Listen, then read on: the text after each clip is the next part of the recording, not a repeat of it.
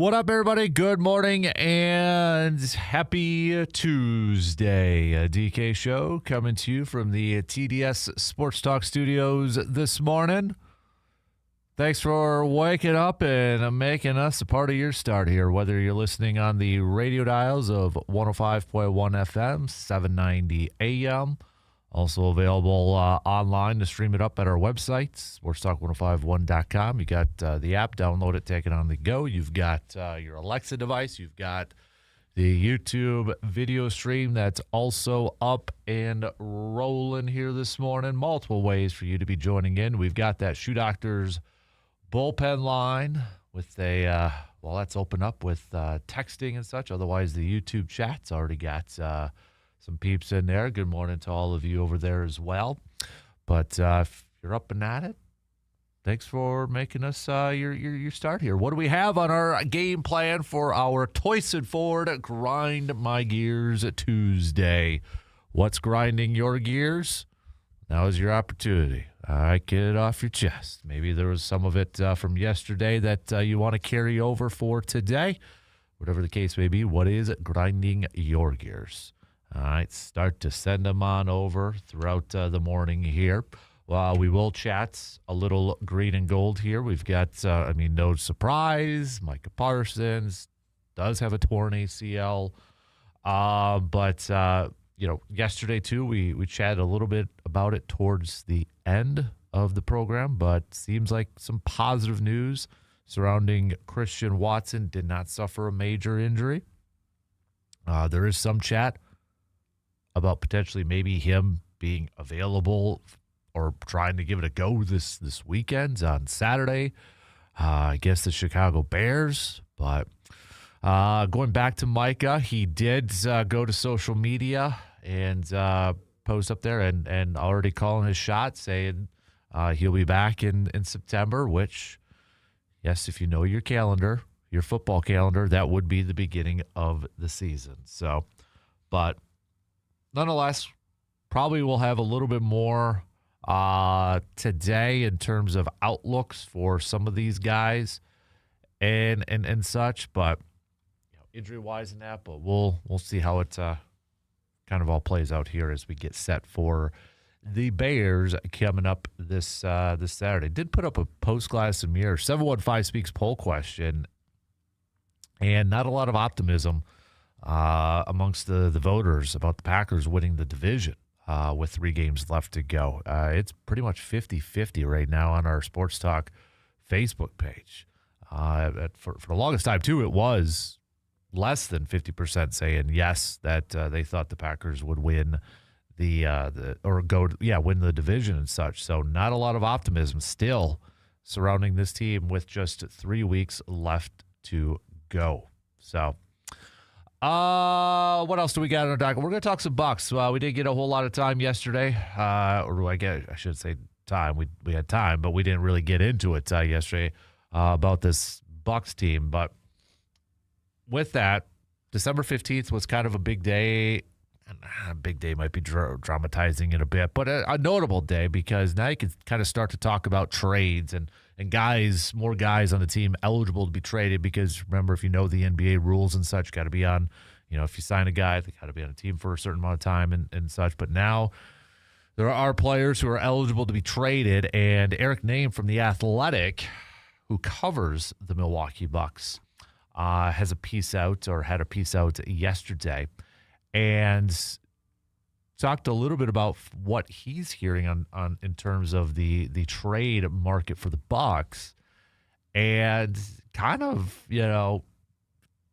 indicating that the Bucks are looking to make a, I guess you could say, splash move and such, or looking to add more to surround Giannis.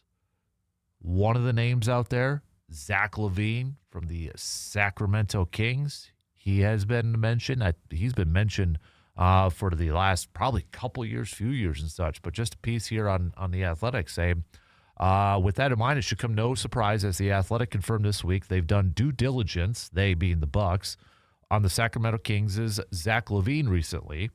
At minimum, The revelation shows that with their backs against the wall, the Bucks might once again be willing to take a more sizable swing than just adding around the periphery as they search for solutions. So you got that. And then I guess this kind of would be a grind my gears Tuesday. There was also this from Chris Haynes yesterday. Now, Chris Haynes has been, in the last couple weeks, really on this Giannis thing, has talked to Giannis and such. But so this was from Chris Haynes. From conversations I had with him a week ago, him being Giannis, he said he's not comfortable with all the rumors. He claims it's not coming from him. Most of these conversations are coming from his representatives. Okay, so again, Giannis, I love you, okay? I love you. But if they're coming from your people, your representatives, you have the opportunity. And if you are getting frustrated or you are uncomfortable with this stuff, you, sir, have the ability, have the chance to just say, stop, knock it off. If you are uncomfortable with this and you don't like it, but it's coming from your people, put the kibosh on it, man. Okay? Put the kibosh on it. If you don't, it's as simple as that. Why are we making this more difficult on ourselves again? So I don't know if it's all 100% on the truth in that, but it's like, dude, if you don't like it and it's coming from your people, you can end this. I get doing due diligence and stuff like that, but if it's reached to a point where you're just like, no, then say stop. I mean, I kept seeing that quote and I just kept looking at it. I'm like, am I missing something here? Because I feel like it's an easy fix. It's an easy solution. Just tell your people to stop. Stop. So we'll talk plenty more Bucks and trade rumors and trade stuff and all that fun jazz. But I just like, what are we doing, man? What are we doing? Why are we doing this to ourselves? We'll chat some Badgers with Mr. RJ Cardinal coming up in a couple of hours from now too, because also with Badger football, they lost one of their, I guess, can you call it front office? It's so weird because now you're seeing like, what was it the other day? Was it the South Carolina quarterback? When you hear the phrase, now they're describing it, they've come to an agreement for his return. I mean, Mula, Colin, it's still weird. I'm sorry, but it's still flipping weird to see, talks about players coming back contract-wise and that. But it's just, so weird. But anyways, we're going to talk some Badgers with Mr. Cardinal because the Badgers looks like they're going to be losing one of their losing their director of player personnel. How much will this affect the roster going forward? How much will they suffer from this? But this is Ethan Russo is leaving Madison to go over to Oklahoma State. So to become the executive director of player personnel. And remember, Russo he's less than a year with the program. So how much will this affect recruiting going forward? We'll talk about that with RJ. We'll talk some volleyball with RJ as the Badger women's team getting set for their Final Four match against Kentucky coming up Thursday at 8 p.m. So we'll hit that up. We got the Hy-Vee game changer of the week. So go back from last Tuesday up until where we're at right now.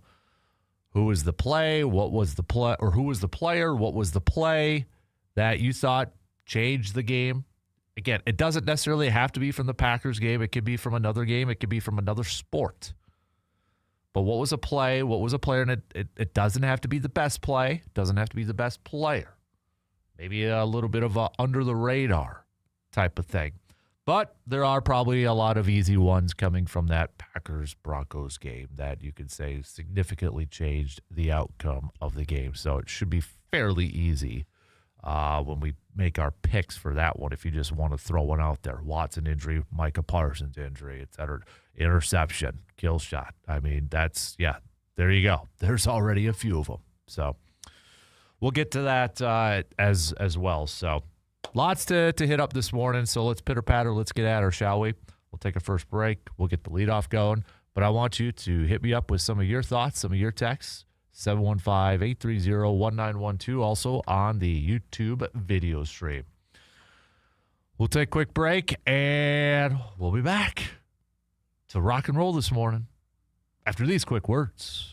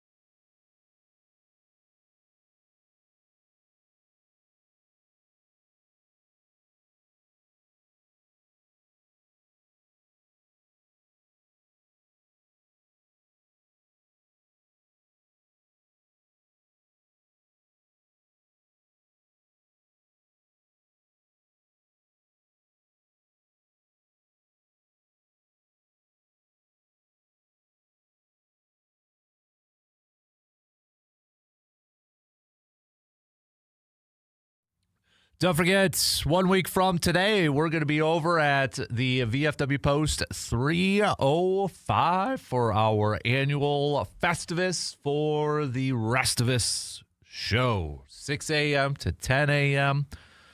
You come over and you say hi to either Brandon or myself. I'm going to buy you a pint of Man Cave Light, and then from 6A to 10A, VFW Post 305 is going to do it.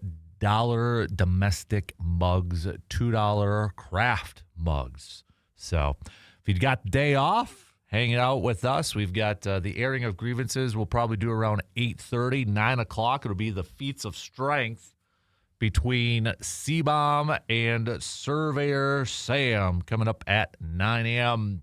So make sure you stop by for that. If you can't, if you got to work, hey, maybe you need breakfast for the morning too. VFW Post 305 does an amazing breakfast. So you can stop by and hang out with us over there too. So, but 1 week already from today. Can you believe it? Man, it's coming up here very quick. So again, a big thanks to VFW Post 305 for hosting us again this year for our annual Festivus for the Rest of Us. I got to make sure to bring that metal pole that's sitting to my right here in the studio. But Benjamin in EC says, "Morning, Dan. Why did the Brewers trade Isaac Collins? He was towards the top of the list for Rookie of the Year, and we don't want him or need him. Please make it make sense." So, Benjamin, we kind of hit this up yesterday, but just to recap it more, you know, At first blush, when I saw it, I was probably like a lot of Brewers fans. I'm like, what? Why? What? So when I don't understand it, or when I'm kind of confused, especially when you don't know too much about the player coming in return. Serpa. I'm going to mispronounce his name until it's just ingrained in my head. So I'm just going to throw it out there right away.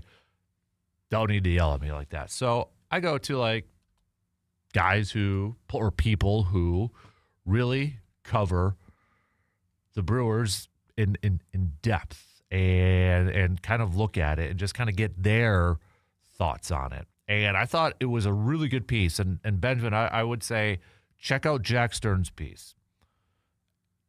And he breaks it down, I think, in a really interesting way. As he kind of notes in there, trading Isaac Collins and Nick Mears for a middle reliever wasn't about who was more valuable in 2025. It was about who would contribute more in Milwaukee moving forward. Now, he is a big fan of the pitcher that the Brewers have gotten in return. And essentially what Jack, and we've had Jack in the program before. We'll get him on again here soon. But essentially, what he was making the case is that Isaac Collins and Nick Mears, but we'll focus on Isaac Collins here for a second. Isaac Collins was probably a player that overachieved last year, that played above expectations, and really down the stretch wasn't playing that great. Defense was subpar. Obviously isn't a big power hitter. And you look at the lineup as we saw in the postseason and such, kind of got lost in the shuffle. Like, who are you going to play, or, who's he going to play above? He isn't going to play above Jackson Chourio. He isn't going to play above Sal Frelick. Your best outfield, if he's healthy, is probably Garrett Mitchell in center field, and your lineup is Chourio, Mitchell, and Sal Frelick. Yes, he could be a bench guy coming off the bench and such, but essentially what this is, in Jack Stern's opinion, and he breaks it down in a lot of analytics and numbers and such, essentially the Brewers are betting on an arrow trending upward with their new pitcher coming in, and the arrow trending downward on both Nick Mears and Isaac Collins. The way I kind of put it in yesterday was like how the Packers over the years have traded it or moved on from a guy maybe a year early instead of a year too late. And that's kind of the gist that I got from this move. They're moving on from Collins and Nick Mears maybe a year too early or maybe at the right moments. And then they're bringing in a player that's the arrow is trending way up. That the arrow is trending up in this. And then you're bringing him in to that pitching lab, able to work with Chris Hook. Because, I mean, I think right now, if you are a Brewers fan that wants to see more power, wants to see a bigger bat in this lineup, that's not going to come from Isaac Collins. They're not going to move on from Caleb Durbin. You know, if they are able to find that third baseman, let's just say, that can bring a power bat, you move Caleb Durbin to second, maybe you move Bryce Rang to short and such. So I think that a lot of that plays into that hand. Like, Isaac Collins was not a guy that we expected to do a lot. It's not to diminish what Isaac Collins did last year. What he did was absolutely fantastic. Rookie of the month. Finished 4th in Rookie of the Year voting. But trailed off towards the end of the season. Got lost in the shuffle. And the Brewers right now are kind of betting on that trend's going to continue. And they wanted to bring in a guy that is a left-handed bullpen option, maybe a long relief guy, maybe even going to get some starts. And he's more controllable. Got a few years there. So that's kind of the gist here. I guess at this point, I trust Matt Arnold. And I really trust Chris Hook when it comes to the pitching. But I will say, I hope these aren't the only moves. To kind of steal a line from our friend Brandon Berg when it comes to Brewers moves and offseason stuff and trades and signings. I hope these aren't the only moves. I hope there's more to come in terms of adding talents, like a power bat and such. C-Bob says, I really liked Isaac Collins, but I loved Josh Hader and I loved Corbin Burns. The Brewers traded them away and it worked out. I'm just going to trust Matt Arnold. C-Bob, I'm also saying, up until the injuries, my game changer of the week was the third quarter. Third down, pass interference, that Golden drew. Next play, Jacobs for a 40-yard touchdown, 16-14, and we would have been given the ball back. Instead, we went up 23-14. That pass interference was going to be my play of the game until the injuries doomed us. That's another good one, too. So, but, you know, speaking of Packers, just kind of going back there again, updates, Micah Parsons officially done for the year. He did go to social media to post up a couple things here. So Micah Parsons saying, I may be sidelined, but I'm not defeated. This injury is my greatest test, a moment God allowed to strengthen my testimony. I believe he walks with me through his storm and chose me for this fight because he knew my heart could carry it. I am deeply grateful to the Packers organization and my teammates for their unwavering support, love, and belief in me during this season. I trust his timing, his plan, and his purpose. I will rise again. And then he posted a picture of a wounded lion, let's say. A lion, you know, with a scar across the one eye, saying September. Now, there are people out there that are going to say Micah Parsons is going to lose a step. That now his speed won't be there. That now he, you know, coming back from an ACL, he's not going to be the same player. You got Packers fans saying this. And my response to all of that would be, you don't know. I don't know. You don't know. We don't know. He doesn't know. His doctors, we do not know. How many times have we talked about this with our very own expert, Dr. Crow, when it comes to ACL injuries? For every Adrian Peterson, you may have a David Bakhtiari. And I think that's why you have Packers fans that feel like Micah is not going to be the same player, is because of what happened to David Bakhtiari. David Bakhtiari tears his ACL, essentially ends his career. But as Dr. Crow has talked about so many times with us, there was a lot more going on with that. There was meniscus. There was, which is, kind of I want to be polite in saying this, but essentially that was what is kind of ended his career, dealing with that. Not with the ACL, but it was like the meniscus stuff and the swelling and the fluids and that. We don't know, okay? And for every David Bakhtiari, though, too, Christian Watson was coming back from an ACL, was looking fantastic.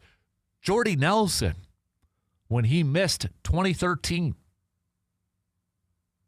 came back 2014 over 1,000 yards and ended up winning Comeback Player of the Year. So just because Micah Parsons, who is a speedy freak and athletic freak in that he's coming off of an ACL, or he's going to be coming off ACL, doesn't mean that he's going to lose a step, for crying out loud. It doesn't mean that he's going to all of a sudden just be average. And even if you want to look at Rashawn Gary, okay? So Rashawn Gary tore his ACL, remember? Was it 2022? He comes back and essentially has one of his best seasons ever. So pump the brakes on the narrative, the talk that Micah Parsons is not going to be the same player, that he's going to lose a step, that he's going to lose speed and all that. We don't know. And I don't want to live in a world where I'm just going to be miserable and then thinking that that's going to be the case. I'm going to choose to be optimistic in this thing. And I think in our short time of watching and listening to Micah Parsons, I think we're all comfortable in knowing in the fact that he's going to attack this rehab and he's going to go out there and give it his best to do everything possible to go out there and be the same player, if not the best player. I'm not going to bet against him. And it's not to say that I was going to, to bet against Bakhtiari when he went through that. Again, we don't know that. We they didn't know that. The body heals in different ways for different people. And you just hope that Micah can have a Adrian Peterson type of recovery, Christian Watson type of recovery, Jordy Nelson type of recovery, those types. And we don't know how fast it's going to be. Maybe it is September. If you put it, everybody's different in time. Look at Brandon Ayuk, that whole weird situation. Christian Watson tears it in the final game of the regular season. Yes, he started off the season on the PUP list, but all accounts, he was looking pretty darn good. I wouldn't put it past them that Micah Parsons is going to be ready to go at the beginning of the season. But if you are a Packers fan, just with operating under the assumption that Parsons is not going to be the same player, just don't do that to yourself. Please, don't do that to yourself. It's not worth it. Okay? It's just not. All right, we got to take a quick break. C-Bomb also says, did Christian Watson lose a step? Did Adrian Peterson lose a step? I will not bet against number one. Anyone else want to call him out, do it publicly so I can keep that receipt. So, morning, Dan. You stole my thunder with examples. This is from Living the Dream, Jeff. You stole my thunder with examples of guys who have come back from ACL injuries. I think nowadays there are more positive examples of coming back from these than the negative examples. Yeah. And again, like with the Bakhtiari one, it wasn't, Dr. Crow has talked about it, it wasn't the ACL. ACL was fine. It was a meniscus part. And just hopefully that's not an issue with Micah. For crying out loud, look at some of these other guys coming back from insane knee injuries, like Nick Chubb. That probably should have been a career ender for a lot of people. Dude, still play.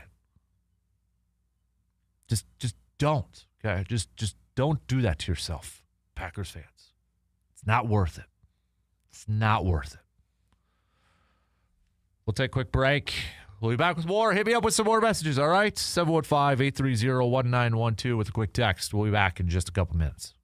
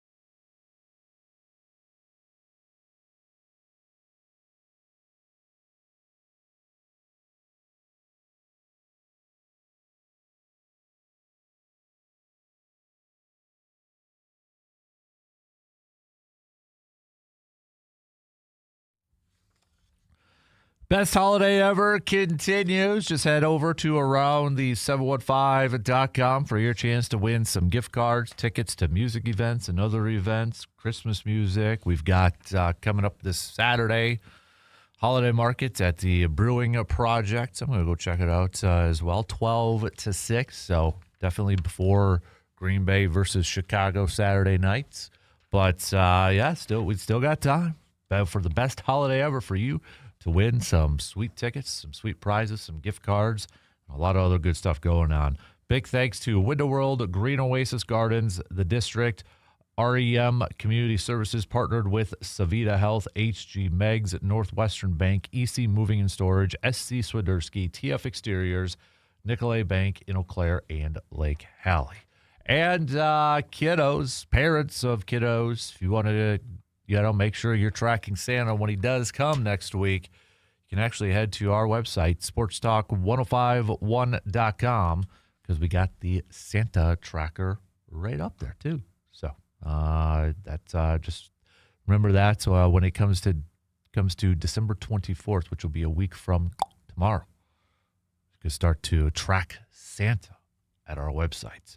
Speaking of our website, too, I know they're talking about a little bit of a weather system coming up here in just a couple days and such. So make sure, as always, just another reminder to stay tuned to the WEAU 13 News First Alert school closings that are brought to you by Hovland's and ServiceMaster, just in case, with that system coming later on this week or in a couple days here, if it does affect any schools, maybe delays or closings or anything like that. Or in the future, always remember you can head to our website for the latest school closings and delays. Again, brought to you by ServiceMaster and Hovland's. We've got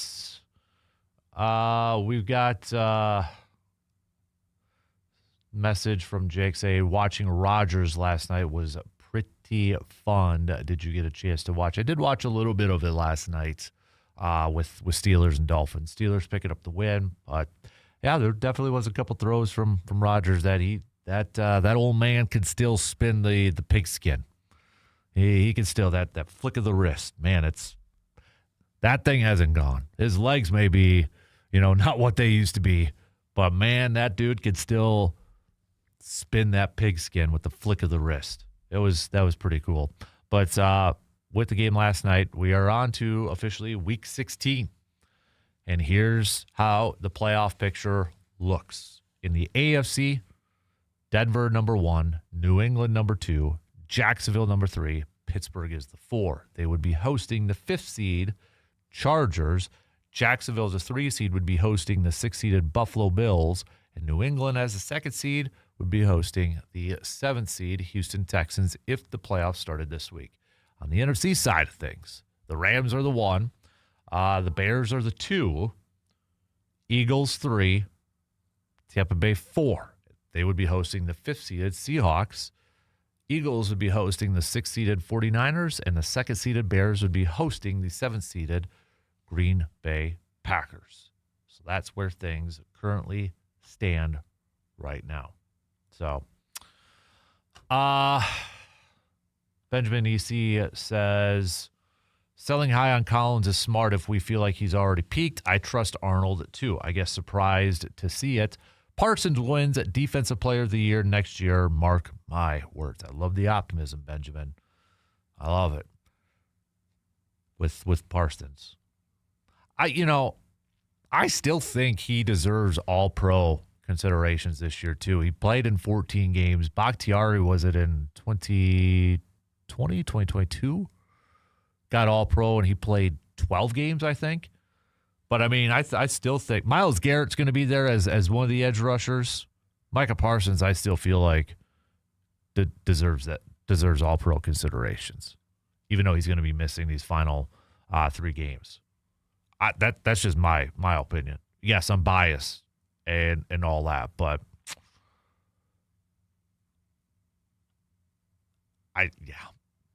there's other guys you can throw in there, but again, I think if you just look at it from a bigger picture and not just in the stat sheets and sack numbers and that, He definitely deserves it. I honestly feel like, though, going really quick to Myles Garrett, is his run. I mean, he's going to break the sack record this season, right? I mean, he's at 21 and a half sacks, for crying out loud. And it is getting talked. I mean, there is mentions about it and such, but I almost feel like it's kind of flying a little bit under the radar.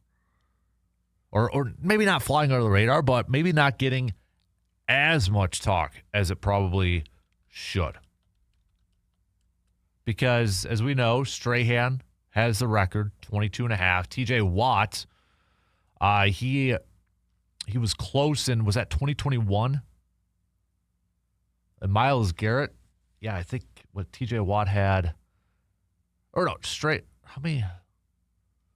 So Strahan and TJ Watt both have 22 and a half. Yes, yeah. TJ Watt had it in 2021. Okay, Myles Garrett's at 21 and a half. So, I mean, he needs one more to tie it. He's got 3 games left to go here. Who are the Browns? What's the Browns' schedule going the rest of the way? So they got the Bills against Josh Allen, Aaron Rodgers against the Steelers, and then the Bengals at the end. I think Myles Garrett's going to get it. I mean, he just needs 1.5 more to break it. Yeah, I think he's going to get it. But I almost feel like that's kind of maybe not getting as much attention and such. So, once in a while we kind of throw this out there. Records, unbreakable records, or the next record to be broken, however you want to phrase it, whatever topic that you kind of want to throw out there or question, however you want to throw it out there in that. But, Myles Garrett, I'll be curious to see what that number is going to be, like what he finishes the season. If he breaks it, how much more does he add on to the current record of 22 and a half? Yeah, I think that's a record that I wouldn't necessarily term as unbeatable per se, but it'll be curious to see how high he just gets it. I mean, it is, for all the stuff that you can do from an offensive side of things, chipping, doubling up, to see Myles Garrett still put up 21 and a half at this point in time is pretty damn impressive. I mean, that is really impressive. He is worth every single penny that he is getting paid by the Cleveland Browns too. Worth every single penny. It's just unfortunate he's on a really bad team. And right now they may not be going anywhere anytime soon. But C-Bomb says Myles Garrett's having one of the best seasons ever for any defender to ever play the game. If the team's record wasn't so awful, that's all we would hear about. Talk about a team on the rise with that defense. 9 picks in next year's draft and 2 first-rounders. Too bad their quarterback situation is so in flux. And I guess that goes to the other thing. Do you trust the Browns to do the right stuff, to make the right picks? It's great to have those picks, but there's certain organizations, right, that we're just like, do you trust them to make the right moves?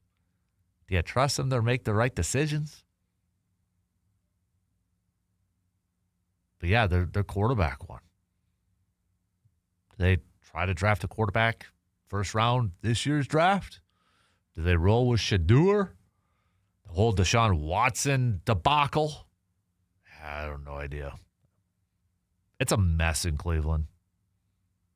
And this is the other thing that kind of grinds my gears too.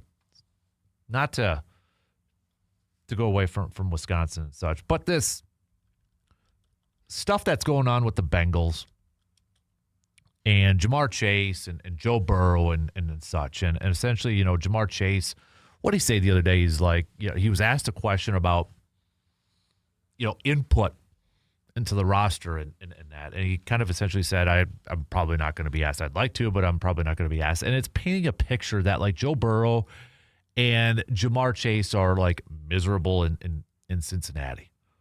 And you're seeing this talking stuff that, Joe Burrow should be traded to Minnesota and that. Yeah, this was the quote from Jamar Chase. yeah, we had great plays today that gave us opportunities to score and kill them deep, but sometimes we didn't connect, and so be it. When he was asked if he still believes in this group, what changes are needed, if I had to say so, it would probably be something, but I don't know what I could do. All I can do is control what you can control. Here's my thing, though. You know, to Jamar and these guys, you just signed a new contract. You just signed a massive contract. If you didn't want to be there, you could have kind of controlled that. So there's no pity party from me. If you're not happy with the situation, if you're not happy with where you're at, don't sign the contract then. And try to force your way out. Put them in a predicament. Make them put the franchise tag on you because, yeah, they're probably going to put a franchise tag on you. But you signed long-term. Joe Burrow also saying we haven't been a good football team. Bad football teams do losing things. If you're wanting to compete for championships and be in the playoffs, the number one, your quarterback needs to play better than I did today. He's taking accountability. But if it's getting painted in this picture that they want out or they should be out, then don't sign those long-term contracts. If it's that bad, get out. Move on. Yeah, you're not going to get any pity from me. You're making a boatload of cash. And you signed that contract. You knew what was probably at stake. I mean, they invested a ton of money on quarterback and 2 wide receivers. You're going to have inefficiencies somewhere else on this team. And you're seeing that. I think we all kind of knew that heading into this year that, okay, you're going to throw all that money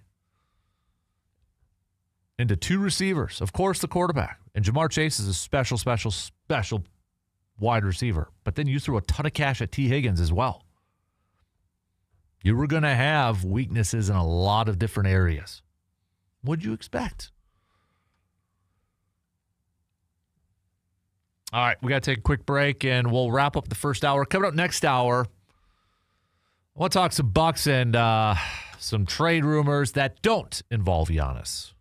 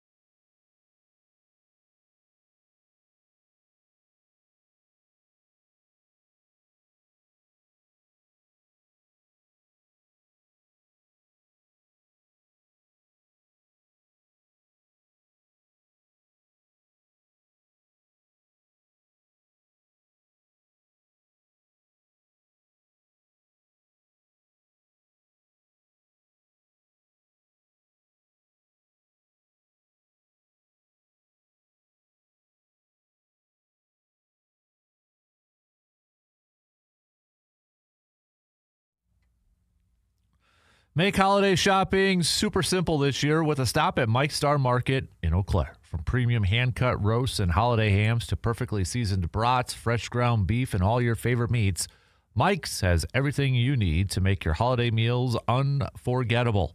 Stock up for family gatherings, gift great local flavor, and enjoy the quality and service that only a hometown market delivers. Mike's Star Market, bringing fresh, local goodness to your holiday season.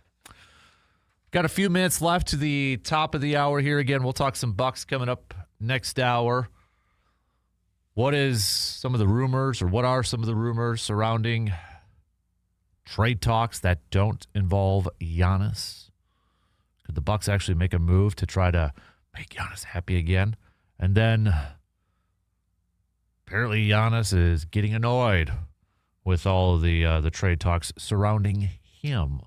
We'll tell you some of the reports and rumors of all these sources out there coming up in the next hour. Don't forget to send me your Toyson Ford Grind My Gears Tuesday. What is it grinding your gears? You can text it on over to us or hit us up on the video stream. Also, your Hy-Vee game changer of the week. What was the play? What was the player that you thought, again, doesn't have to be Green Bay, but in the past week was kind of a game-changing play. Change the outcome of the game or the momentum, however you want to phrase it. So send those on over on that Shoe Doctors bullpen line, or you can hit us up on the YouTube video stream. Plus, coming up in the 8 o'clock hour, we'll chat a little Badgers with Mr. RJ Cardinal. Plenty to catch up on with him in the 8 o'clock hour. Just a couple minutes left to the top. We'll say good morning, Morgan. Hey, overrated Christmas trends. Do you get into anything seasonal that you like or that you think is overrated? Like, for instance, eggnog. I don't like eggnog. You don't? Mm-mm. Not even a little bit once during the season? No. What do you really enjoy about Christmas that you legitimately only do this time of year? That I legitimately only do? Watch Christmas movies. Okay, so what's top of the list? What have you checked off the Christmas watch list so far? Vegas Vacation, Home Alone 2, Elf, Hudson's had all the Grinches on. Okay. Christmas Chronicles. We can agree that anything past Home Alone 2 is garbage. Like, what did I say after Home Alone 2? No, I mean 3. Oh, yeah. Anything. Yeah. But I also argue that there's only one Grinch, and it's the original Boris Karloff, Dr. Seuss, animated 30-minute special. See, Veronica's favorite is the Jim Carrey one. Okay, yeah. Oh. I know some people that say that. Mm-hmm. Can't do it. What do you think? I'm not a Grinch person, so. Does it feel like the Grinch is having a minute? Because all of a sudden the Grinch is all everywhere. Over. Yeah, what is with that? I don't know if it's just the theme for this year, but it's all over. Literally all over. Like, I've seen cookies that are themed Grinch, and McDonald's. It's getting that's Walmart right. Walmart commercials. It's getting a brand new reboot for some reason. Yeah, I don't know. On Thursday was actually the first day in history that it premiered. The original Dr. Seuss Grinch premiered on TV in the 60s. So, I mean, it's been around for ages. I'll tell you a little something about me nobody really knows that I kind of listened more this year. I'm a big Bing Crosby fan. He's great. Mm-hmm. If I'm picking Christmas classics, Bing's at the top. Bing Crosby. Okay. Hated Christmas songs.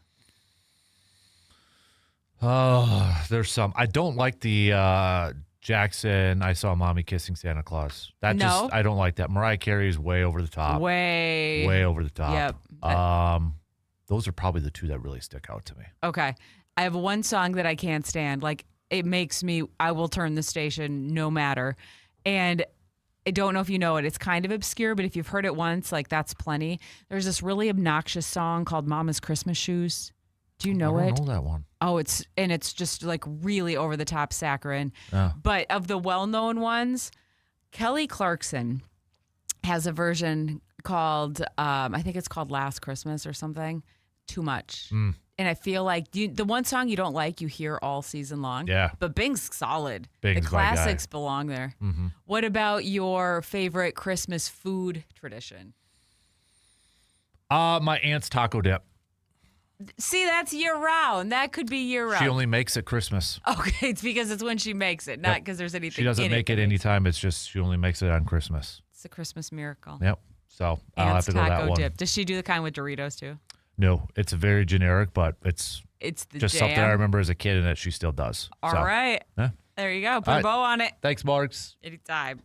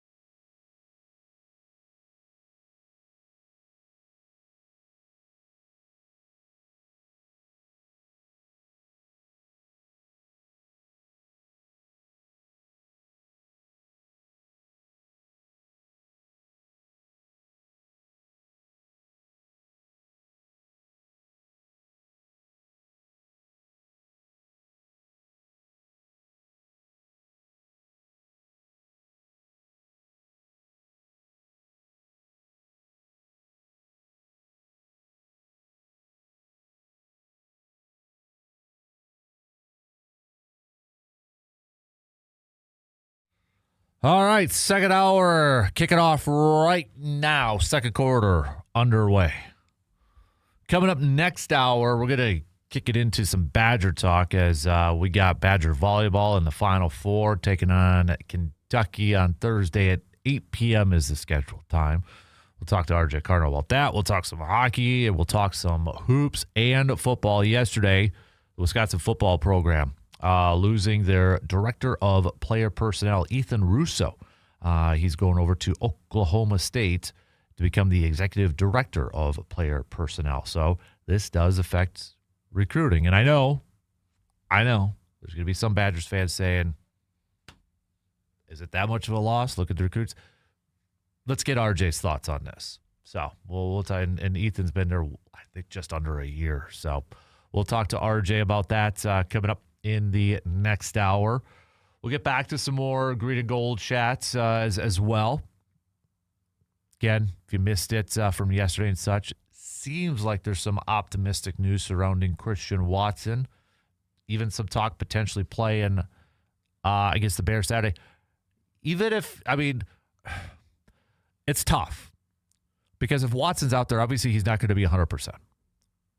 But him being out there, how much of a difference do you think that is going to be for Green Bay in this game going up against the Bears? Yes, we hear about decoys and such, but I mean, at the same point or at the same time, Chicago probably knows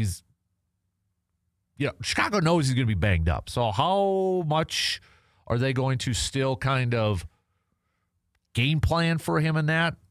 Are they still going to put two guys out there? Are they still going to really focus on that? That's such a chess match, right? So I guess if you were in Ben Johnson's shoes or Dennis Allen's shoes, who's the defensive coordinator for the Bears, and say you were preparing for Christian Watson and the Packers, how do you prepare? Do you prepare like this guy's 100%?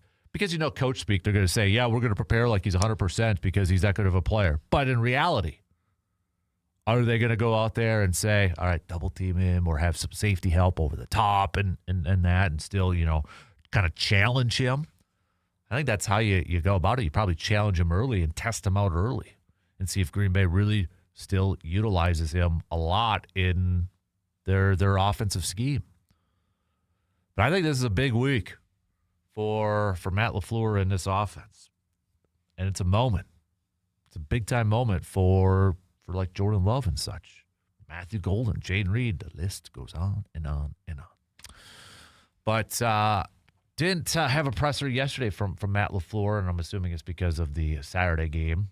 Schedule's a little bit different and such, so maybe we'll get some more info coming at you later today. What else do we got on the docket here? We'll get back to some football talk. It is a Toyson Ford Grind My Gears Tuesday. So what is grinding your gears? Let us know. Get it off your chest. Also, the Hy-Vee game changer of the week. Who was the play? What was the player that was the game changer of the week? Again, it doesn't have to be the best player. It doesn't have to be the best play. It doesn't have to be a top play, but you thought it changed the game. Send those on over. Let's kick off the second quarter, though, talking a little hoops. So the Bucs aren't back in action until Thursday. But we got some rumors. We got some rumblings. December 15th, kind of a little bit of a notable day for the Bucs and for the NBA because December 15th marks the league's unofficial start to trade season. A large majority of players who signed contracts during the offseason are now trade eligible. So maybe we got some more rumors. Maybe we'll see some more moves coming our way. Now, Eric Name, who covers the Milwaukee Bucks for The Athletic, posted up a piece yesterday and kind of threw out an interesting nuggets. A couple nuggets here. One, I'll just read a little bit from his piece. It says, while the outside noise may have fans of opposing teams drooling about the potential of adding Giannis to their roster, league sources told The Athletic that the Bucks have told teams they are looking to add to their roster in hopes of fortifying their struggling team in the week leading up to December 15th. That messaging could certainly change as the February 5th trade deadline nears. 5 months after the Bucks' stunning decision to waive Dame en route to adding big man Miles Turner, it appears they aren't waving the white flag on Giannis's future in Milwaukee just yet. Instead, league sources said they're considering making yet another significant addition that might aid their chances of convincing him to stay. So, who is that? Who is that player? Who are those players? Well, says The Athletic confirmed this week the Bucks have done due diligence on the Sacramento Kings' Zach LaVine recently. They've also shown interest in him in the past. At minimum, that revelation shows that with their backs against the wall, the Bucks might once again be willing to take a more sizable swing than just adding around the periphery as they search for solutions. So what would it take to get a guy like Zach LaVine? Basketball trades are so tricky. to kind of figure out. You got to figure out how the money works. You got to figure out all this different stuff. And a little bit here more from Eric Name says, while Horse limited his team's salary cap space over the next 5 seasons, the Bucks' summer moves left their remaining first-round picks intact. But while Horse could move up to 3 first-round picks starting on draft night, when he could move the Bucks' 2026 first-round pick, the team can only move 1 first-round pick at this year's trade deadline. But deciding to trade away another future pick would be dangerous.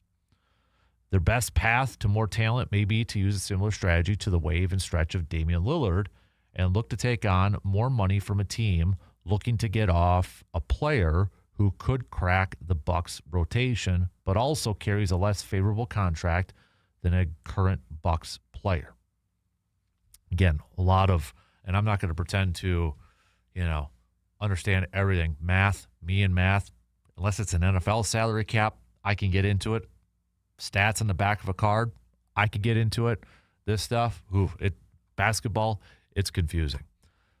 So the question is, if you are a Bucks fan, you're a diehard Bucks fan, okay? You all about potentially adding Zach LaVine to this team? Do you think he would make the difference from where they're currently at now to making an instant jump up into the top 6 of the Eastern Conference standings? Now, you look, I was intrigued when Zach LaVine was originally getting talked about being on the move. Was that last year or a couple years ago? Yeah, I was intrigued with it. And so far this year with the Kings, he's averaging a little over 20 points per game. He will be 31 in March. Looking at how long is he under contract for? I think that's the other aspect of this. So he has a player option 2026. That could complicate things a little bit more too. And he is scheduled to be an unrestricted free agent in 2027. So I would assume like a Kyle Kuzma would be involved in that trade, maybe a Bobby Portis. But you add Zach LaVine, would you give up like a Kevin Porter Jr. or Ryan Rollins as part of that too? I'm not quite sure. But you essentially, if everybody's healthy, then let's say the Bucks would add Zach LaVine. You have Miles Turner. You would have Giannis. Then somebody at the 3. And then Zach LaVine as your swingman as the 2, and then like Ryan Rollins or Kevin Porter Jr. as your point. So, I mean, I'll be honest, I like that lineup. I'm assuming Prince would probably be that 3. Again, assuming everybody's healthy. I would be on board for a Zach LaVine trade. I would. I think anything right now to try to help this team and to continue with Giannis. I'm being selfish and such. I mean, I'm a fan. I'm a Bucks fan. I want Giannis to be there as long as possible. So while I'm getting frustrated with some of Giannis' stuff, which I'll get to here in just a little bit because it is my Toyson Ford Grind My Gears Tuesday, I still want him on the Bucks. Giannis on the Bucks makes the Bucks relevant. So bring in Zach LaVine potentially to the Bucks with Giannis and Miles Turner. I'd be about that. I'd be good with that. I'd be intrigued with that for sure. No question about it. So there was also, speaking of Giannis, there was also another rumor report, Chris Haynes, NBA insider. Now, you probably heard Chris Haynes a lot in the last couple of weeks surrounding Giannis because he's been talking to Giannis. And one of the things that popped out yesterday was that Chris Haynes said that Giannis is, here's the exact quote. From the conversations I had with him a week ago, he said he's not comfortable with all the rumors. He claims it's not coming from him. Most of these conversations are coming from his representatives. So here's what's grinding my gears. We've been saying for the longest time that there is one person in this world, in this Giannis world, that could end the speculation, end all these rumors and that is the Greek freak himself, Giannis Antetokounmpo.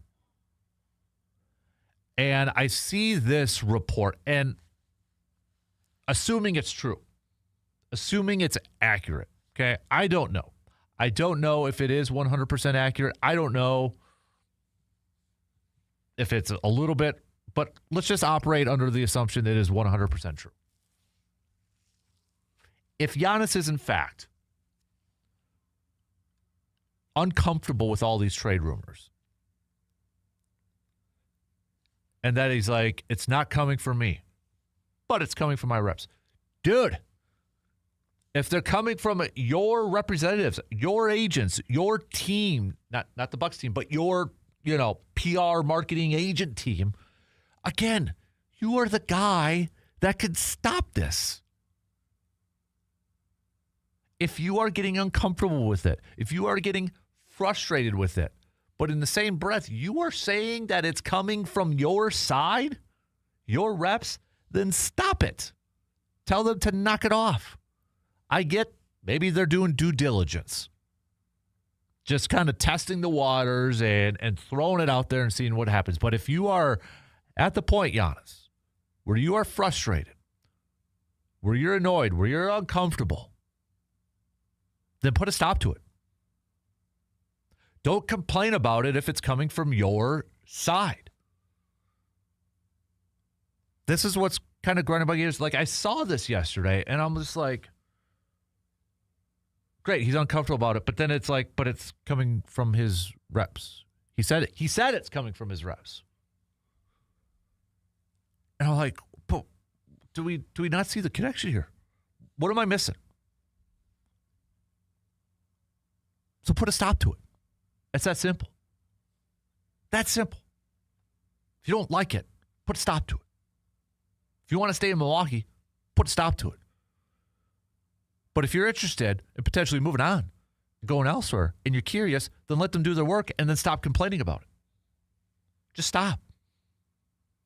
I'm sorry, it's 2025. It's almost 2026. Nothing really is kept a secret anymore. Nothing is really kept in-house. Okay? Those days are gone. Rumors get floated out there. It's a telephone game in a lot of instances.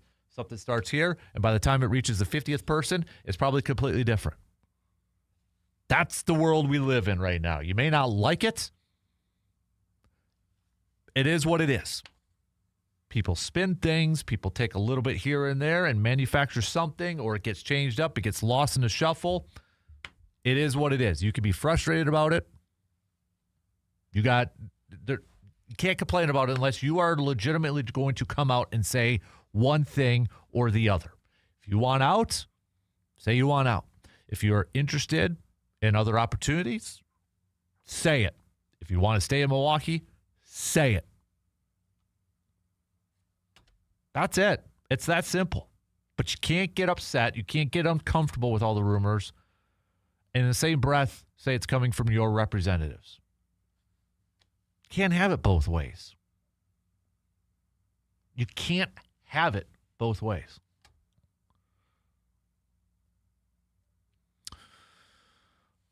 Big Worm says, grinding my gears. Here's an idea, Giannis. You're annoyed with all the trade rumors. Set up a press conference and address the situation. Trust me, every Milwaukee Bucks fan is annoyed too. I agree with you. I co-sign on that. I get it. You know, it just, the more this goes on like this, the more it tells me that Giannis is seriously wanting or seriously thinking about moving on.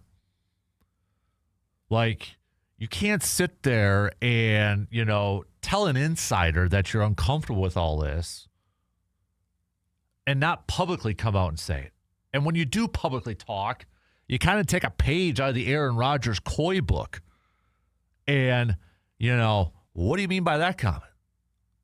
What do you mean by that? That kind of that open-ended stuff. Yeah, I as long as Milwaukee stays competitive, I'll stay here. Okay, but you still cracked that door open. You still left it open. You're not fully committed. It's like the no offense, but I love Giannis. And I'll always be appreciative of him being with the Bucks and that, but it's got to be decision time, man. Big Worm says, also wasn't able to text in yesterday. It is absolute panic time for the Packers. Defense is solely based on the pass rush along with Hafley's soft zone coverage. Our defensive backs aren't enough to cover some of these great wide receivers we will see in the playoffs. I'll throw it out to Packers Nation. Is it complete panic time? As Big Worm says, yay or nay? Thumbs up, thumbs down. We got to take a quick break, but we'll have more coming up after these few words.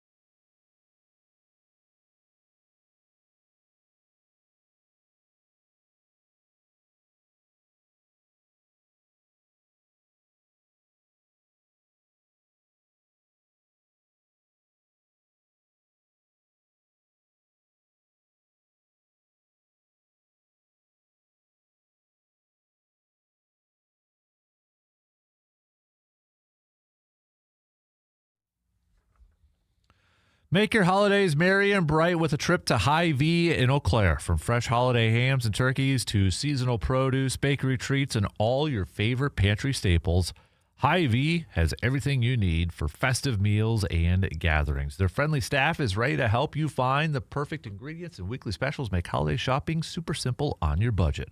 Hy-Vee in Eau Claire, bringing freshness, value, and holiday cheer to your kitchen this season.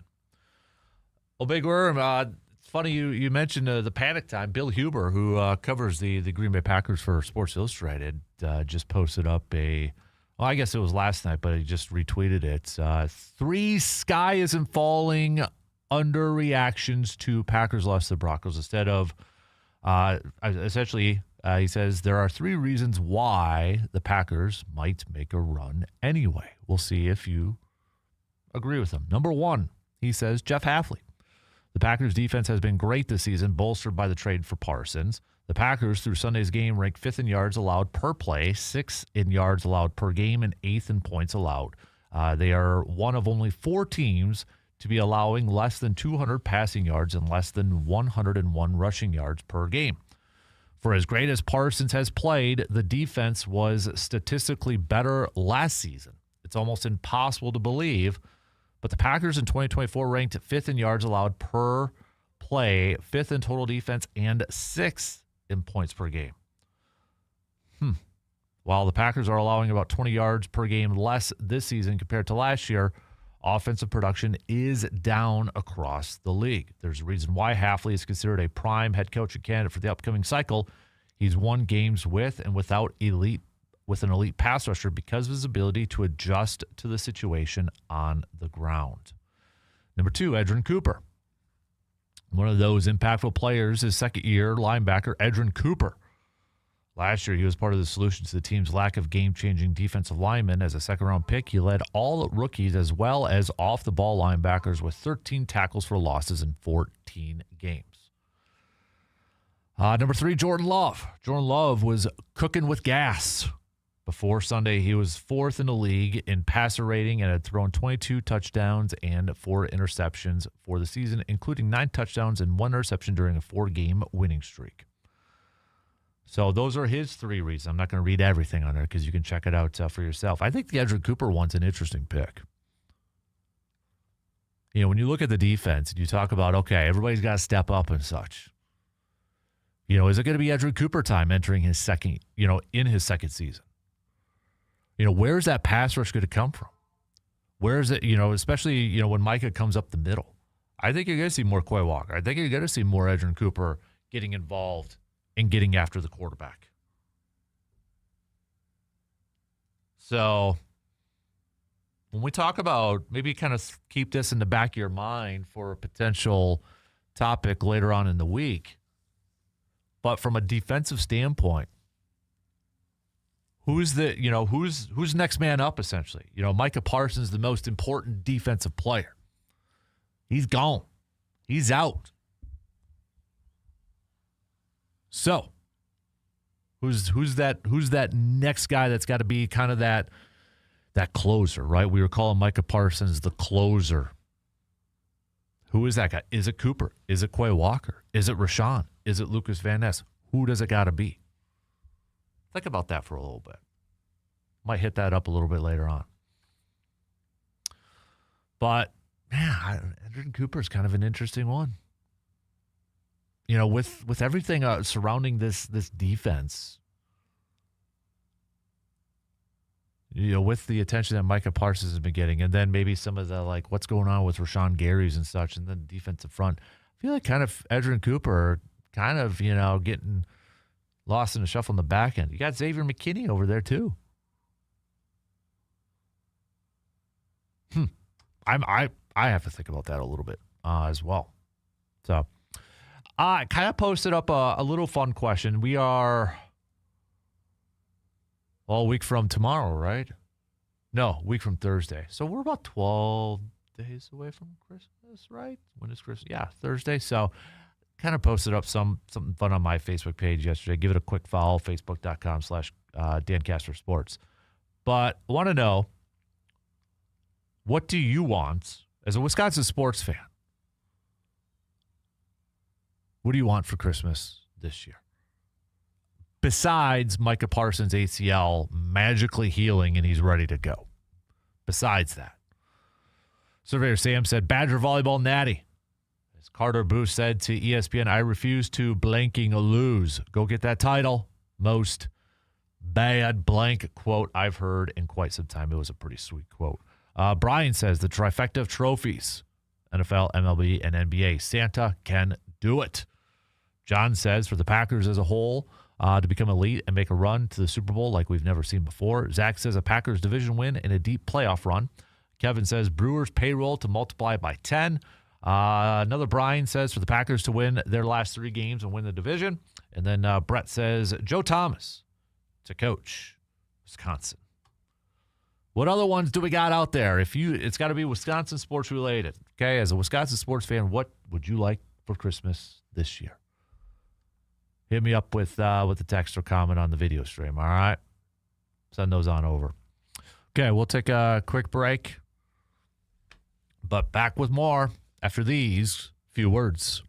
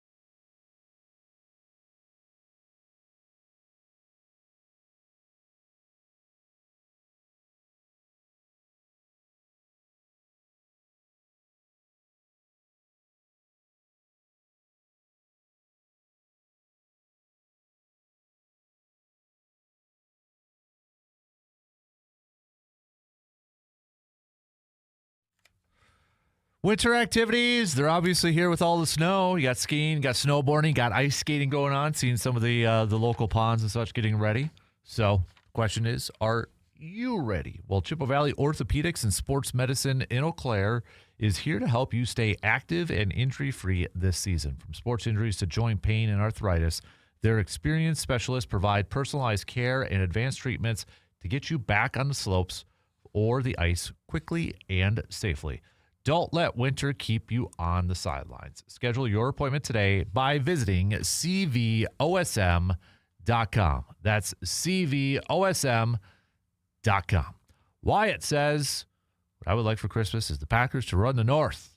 They're going to be a little bit of the underdogs coming into the end of the season and go on a run and bring the Lombardi home. So, yeah, a lot of you picking the Packers and winning the division and making a deep playoff run. So, I agree with you.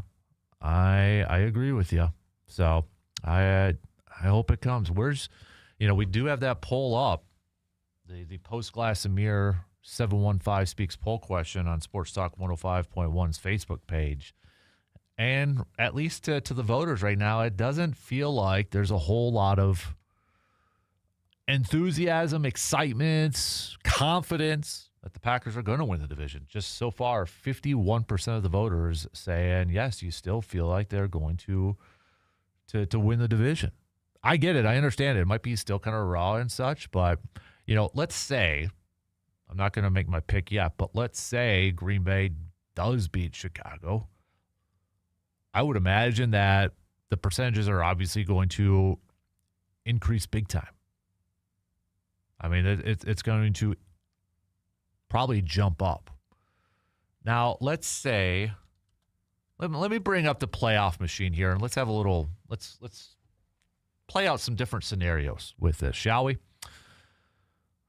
Okay, let's say Chicago wins. Let me bring up Week 16 here. Let's say Chicago beats Green Bay, okay? And then let's say the Lions beat the Steelers. Let's say, for argument's sake, let's say the Rams beat the Seahawks.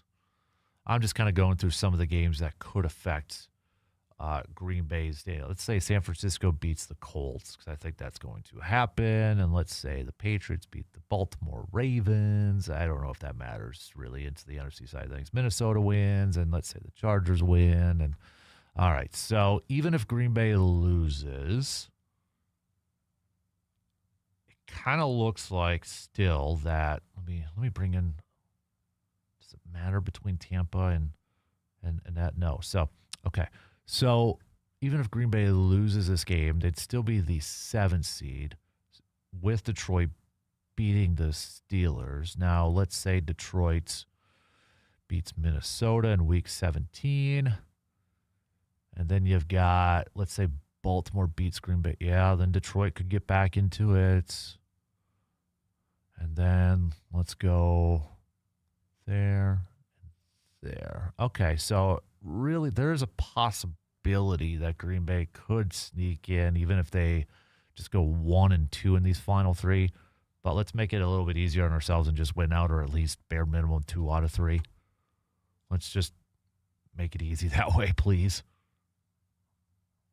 That would just be a lot nicer. Just saying. So, yeah, you got to take it a game at a time, though. We can kind of look at these playoff machines and kind of figure it out for ourselves. But if Green Bay wins on Saturday, I easily would feel boatloads more confident about them winning this division. And I go back to the question with Christian Watson, even if he does play. If he does play in this game, I'm really curious to see how effective he's going to be. I'm really curious to see, is he out there just as a decoy, or can he have an effect in this game? And I guess if I'm Chicago at that point, and let's operate that he's going to, that Christian Watson's going to play. I know it's an if at this point, but let's just, for argument's sake, say he's going to be out there. If you're Chicago, how do you approach it? How do you go out there and defend Christian Watson? Do you kind of go the same way you did a couple weeks ago and just say, hey, he's probably 100%, we got to prepare for that? Or do you challenge him? Do you test him? I think if you're Chicago, you challenge him and you test him. You go out there and say, do you got anything? Or are you just out here as a decoy?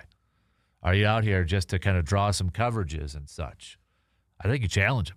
I think you test it. You say, all right, we're going to man up, play man coverage, and make Jordan Love, make the Packers offense go to Christian Watson. And if he does get that ball, you hit him hard. You hit him legally, but you hit him hard. See how he reacts. That's how I would go about it. But it's definitely going to be interesting to see if Watson is, in fact, out there. How does Green Bay utilize him? And how does Chicago defend it at that point? A couple more texts here. This is from Jim. Jim says, I agree with your grind my gears. I love Giannis. I hope Giannis stays in Milwaukee throughout the rest of his career, but I am getting incredibly annoyed with all the rumors about him wanting out of Milwaukee. I wish he would just come out and say one way or the other. Ben says, what grinds my gears is all the Giannis rumor talk. I don't know what to believe or who to believe at this point. I wish Giannis would just say something publicly instead of allegedly talking to a reporter. So it kind of seems like that's where the majority of everybody's going with this Toyson Ford Grind My Gears Tuesday. Keep those coming. You got something different, you can definitely text them on over. All right. Or hit us up on the YouTube stream. Don't forget the Hy-Vee Game Changer. I mean, if we want to go pretty easy, we could probably go pretty easy to that Packers-Broncos game. Game Changer to me was the pick. Going for the kill shot. That changed the game. More ways than one. Turning the ball over. You lose Christian Watson for the game. And the trickle-down effect after that. I don't know if that, would Micah Parsons still have gotten hurt? I mean, there's just this butterfly effect that we have no idea. And I understand going for the kill shot, and I understand for going for a big play too. If that thing works, he makes that big catch, he makes that play, the momentum continues to roll. Maybe they go down and score another touchdown. I think maybe put it to bed. But that to me was a clear-cut, game-changing moment. It affected the entire game. It changed the outcome of the game. It changed the flow, the momentum of the game. So that is my Hy-Vee Game Changer of the Week. Send yours if you got something different. Again, it doesn't have to be the Packers. It doesn't have to be football necessarily. It can be a different sport. Okay? From the past week. Doesn't have to be from this past weekend alone. It can be from the past week since last Tuesday if something else happened. All right, we got to take our final break. And we'll be back to wrap up the second quarter and head into halftime coming up after these quick words.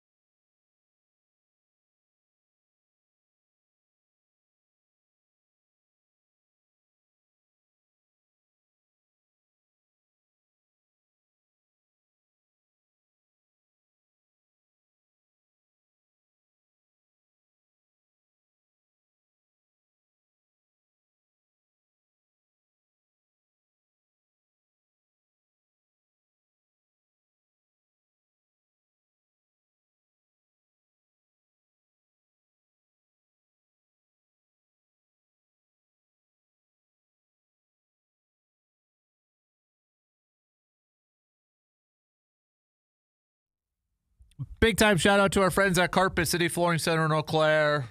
Amazing job they did. And where I'm sitting, to the studio to the left, updated the floors this past Friday over there with some new awesome looking carpets. I mean, they've updated all of our studios so far. Wisdom, Greatest Hits 98.1, I should say.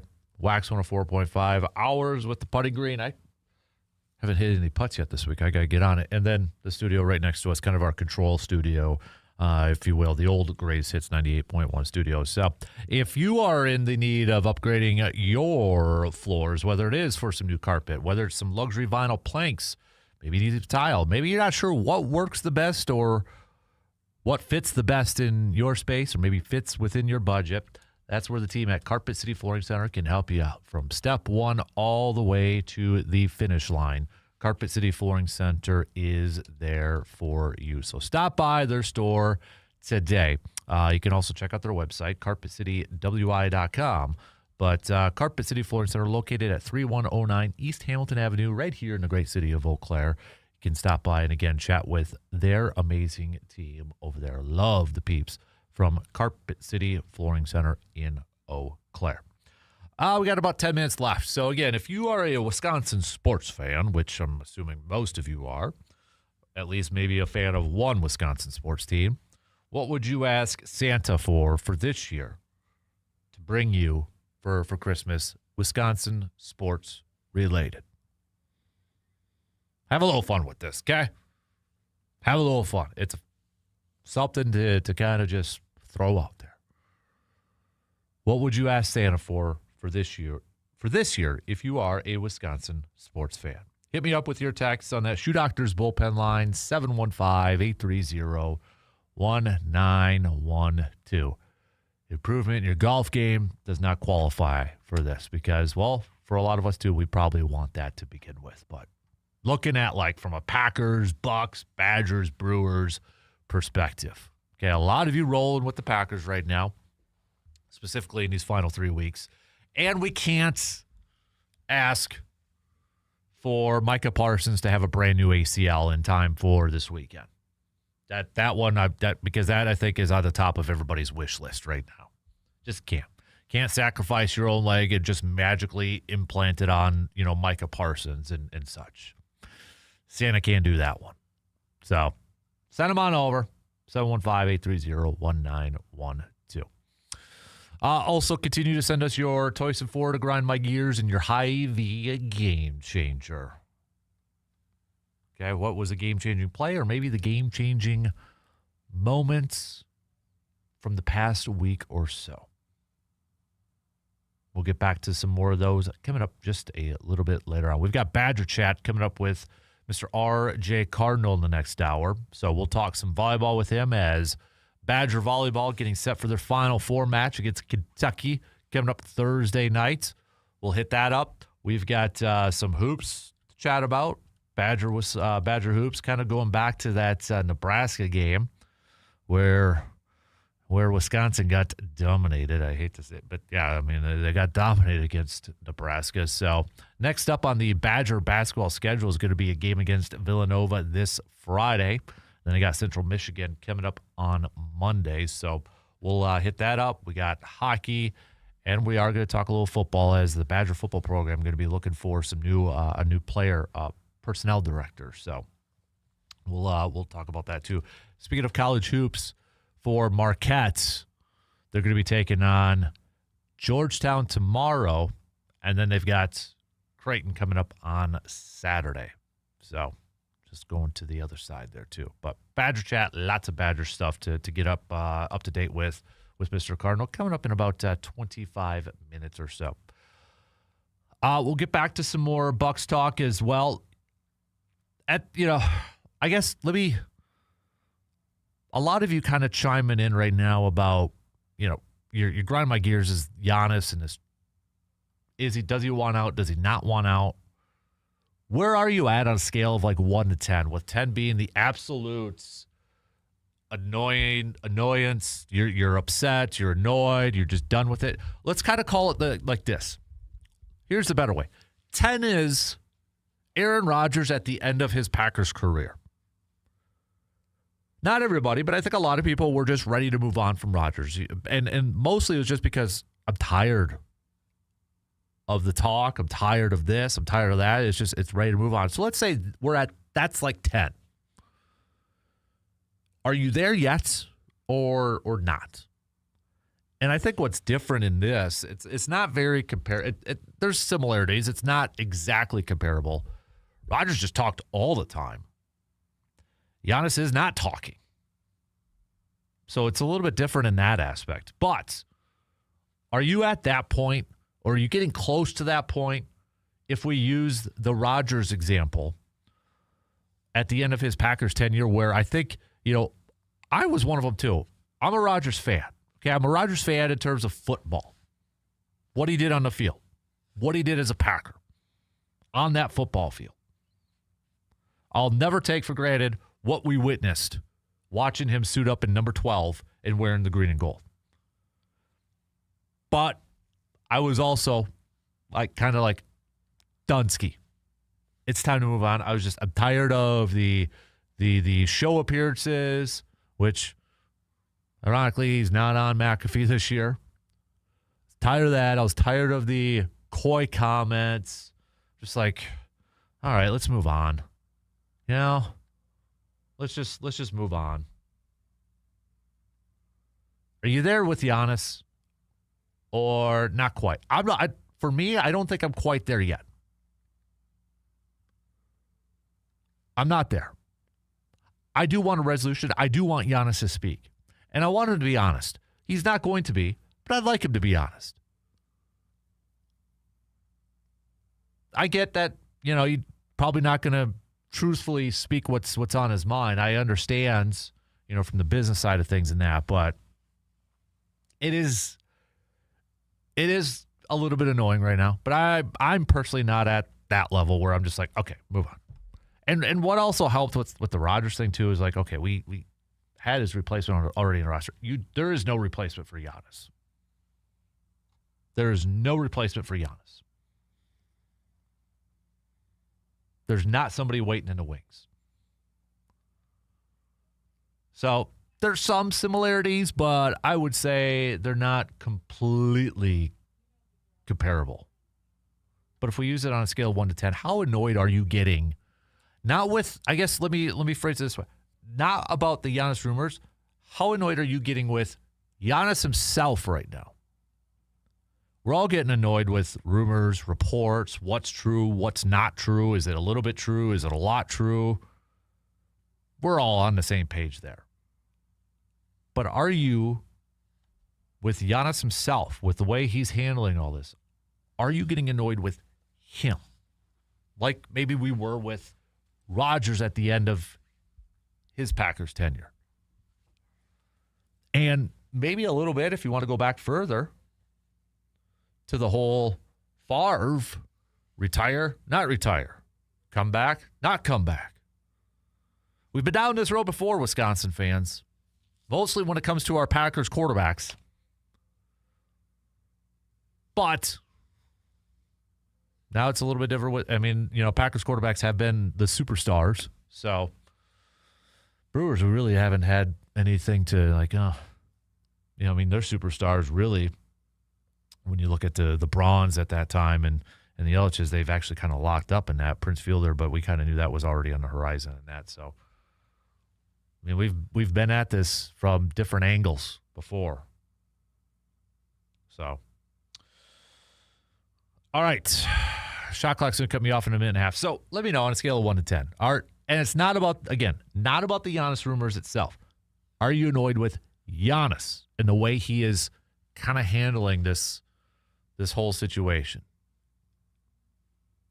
Do you just want him to kind of come out and finally say, even if he wants out, just to go out there and say what is on his mind?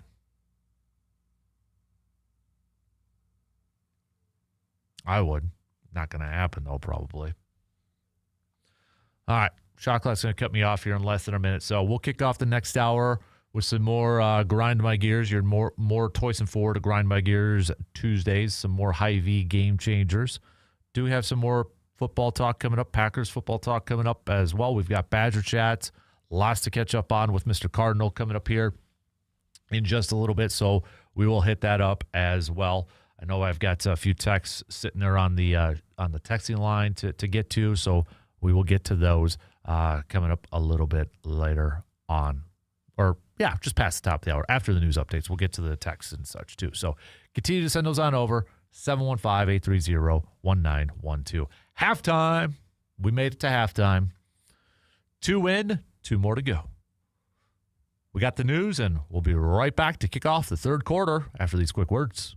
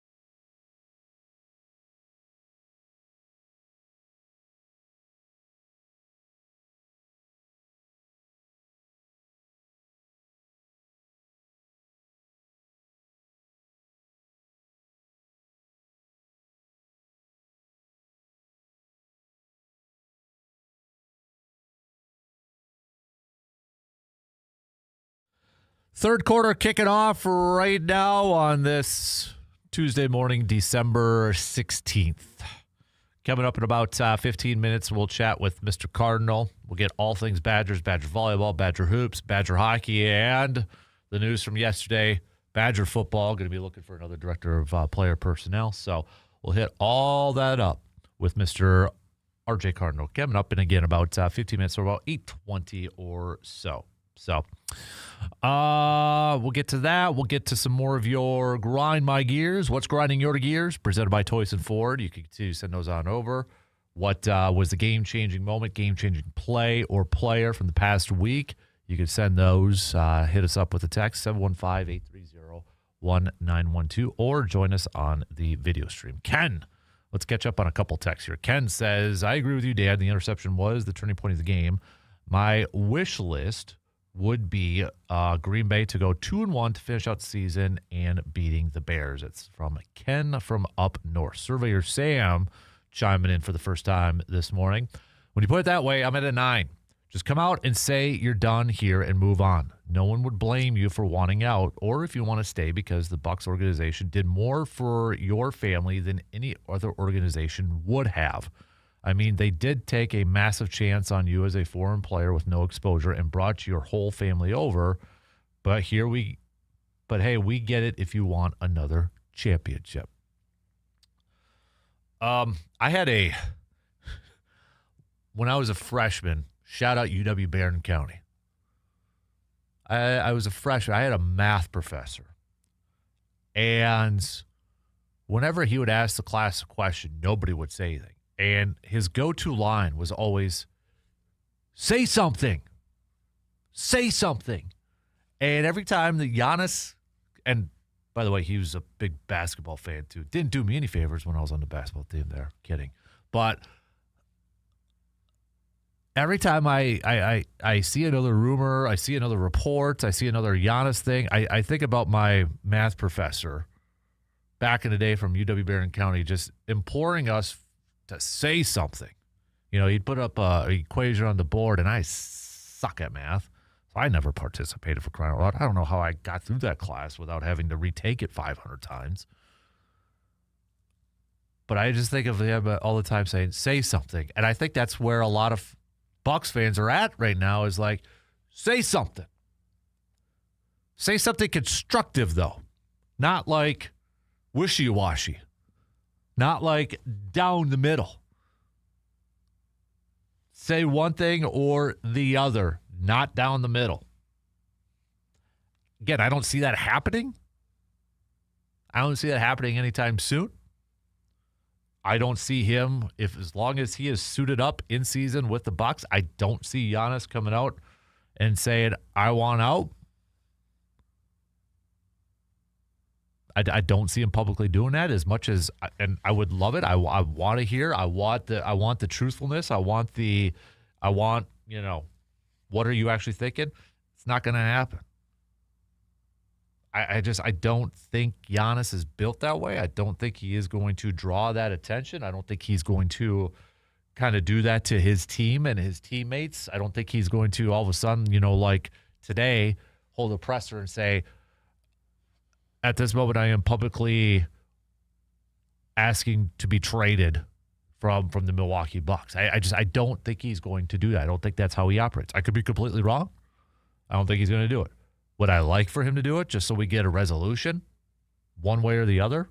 In the same breath, I don't know if he'd even come out and do a public, presser and say, I'm committed to Milwaukee and I want to stay here.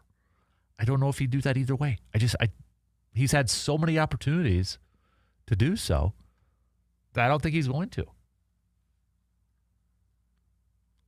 And I get it from both sides. You can make arguments both ways, and I understand it, and I get it. But yeah, it is annoying for me. I'm probably at I'm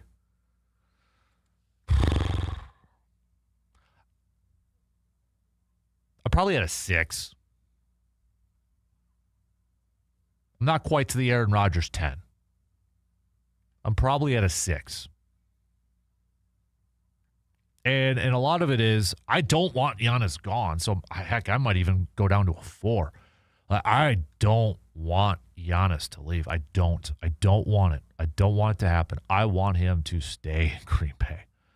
So maybe I'm giving him a little bit more leeway in terms of just please stay.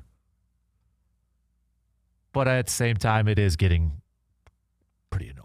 It's getting a little frustrating here Let's not kid ourselves. It is. So, but a lot of you, a couple more texts coming in for your grind my gears is regarding Giannis and the rumors and wishing that, he would just come out and say whether he wants to stay or go. So, a couple more of you, I'm just kind of lumping them all in, but a couple of you for your grind my gears was the injuries from the Packers game on Sunday too, which honestly, the two most popular grind my gears texts that we have gotten so far this morning, yes, are related to the Packers injuries and Giannis. Probably pretty easy at this point. So, but if you got something different or you want to tag team and get on board with those, continue to send those on over if you would, if you'd like. So, Packers wise, obviously yesterday, nothing official from Green Bay, but everywhere else, practically Micah, made it official too with his post saying he, test confirmed it was a torn ACL, so he's going to be done for the year. Micah did post on social media too that, he thinks he's going to be back in September, which would put him in line to begin the season. We'll see. I just been seeing a lot of fans, Packers fans, kind of already saying that he's not going to be the same player. He's going to lose a step. He's going to lose, he's going to lose a step. He's going to not be as quick. He's not going to, all this stuff. Stop. Don't do that to yourself, Packers fans, okay? You don't know. We don't know. They don't know. Just don't operate with that in your mind, okay? Don't.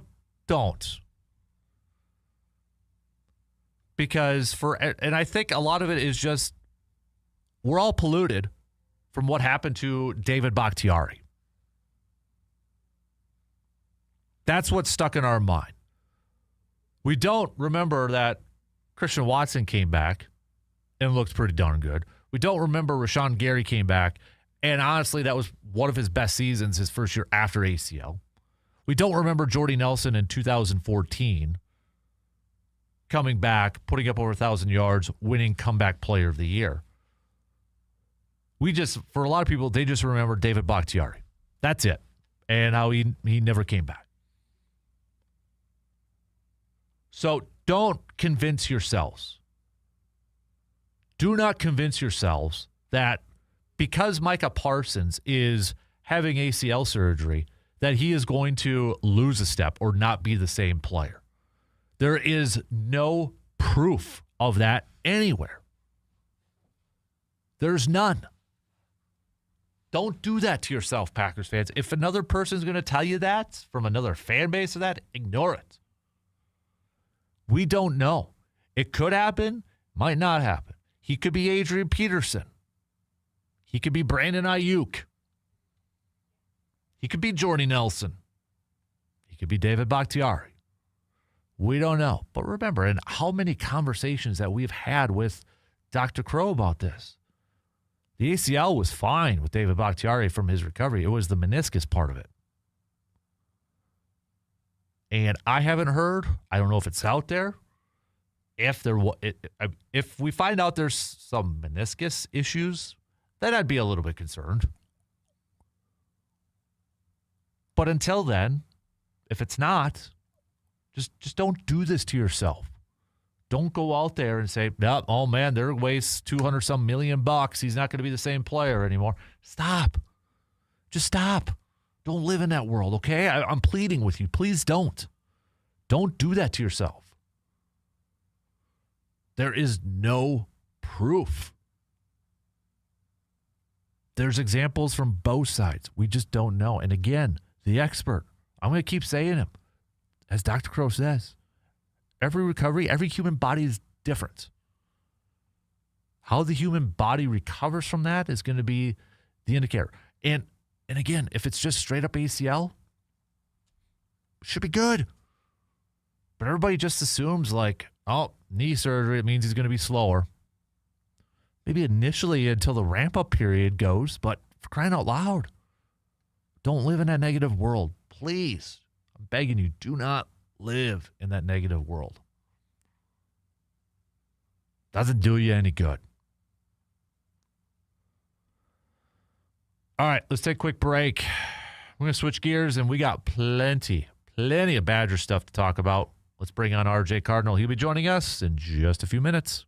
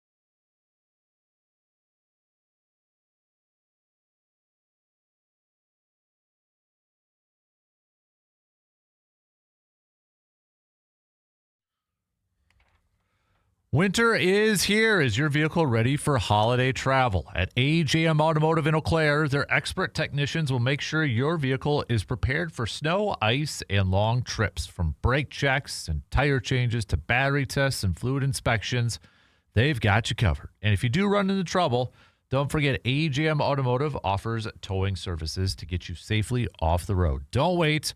Give them a call, 715-835-9523. Also, AJM Automotive does snow plowing services too. And for this week, AJM Automotive has offered this up. They shot me a message Sunday night. They want to offer free plowing, snow plowing, to a coach or to somebody who volunteers for a program. So if you know somebody that could use this awesome generosity from AJM Automotive, hit me up with an email saying, I nominate so-and-so because, again, they're looking for a coach or somebody who volunteers a lot of their time. Send that on over to me. You got till this week because we're going to select a winner at the early part of next week, right before Christmas. So a big thanks to AJM Automotive for offering that. All right, let's switch gears, and we've got plenty of Badgers chat to get to. Mr. RJ Cardinal is joining us this morning. Good morning, RJ. How you doing, bud? Morning. Pretty good. How are you? Not bad, man. Not bad. Boy, we got lots to cover here, of course, with Wisconsin and such. I guess, should we lead off with volleyball? Back to the Final Four. Just a couple, one match away from getting to the national championship.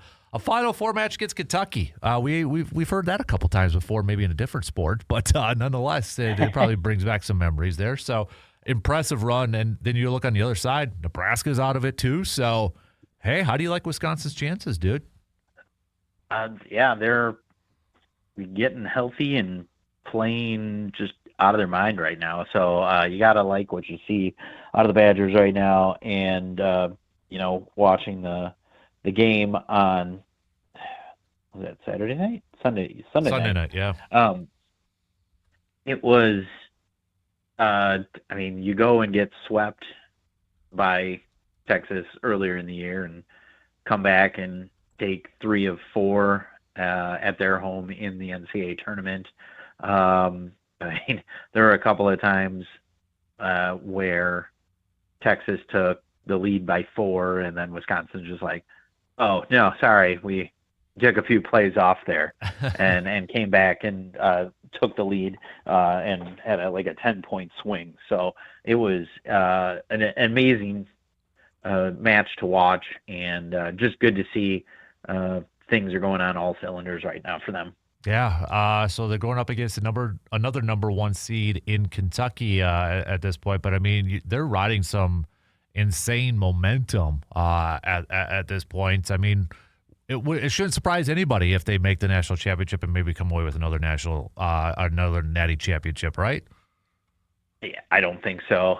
Just the way everything's going right now for this team, where they have been at for a long time now in terms of caliber of the team, what the talent has been, where they have been as a team, the kind of stuff they're doing in the portal, even freshman recruiting. They are one of the top teams in the country year in, year out at this point. So, again, Thursday night, it's scheduled for 8 p.m., but I'm assuming it probably kind of depends on the match prior to, so maybe a little bit of an adjustment on that time. And then if they do advance, the national championships on Saturday. So I'm excited, man. I want to talk about Coach Sheffield and such, just how much, he has meant to that program, but the athletics department. We talk about some of the greats over there, obviously Mark Johnson and, Barry Alvarez and such, but I don't want to say Mount Rushmore, but when you talk about what Coach Sheffield has done for that program, it's got to be near the top of one of the most impressive runs in Badger coaching history, I would imagine. Yeah, he's doing great work, that's for sure. And then looking at even just the advocacy for the sport, he's one of the top names in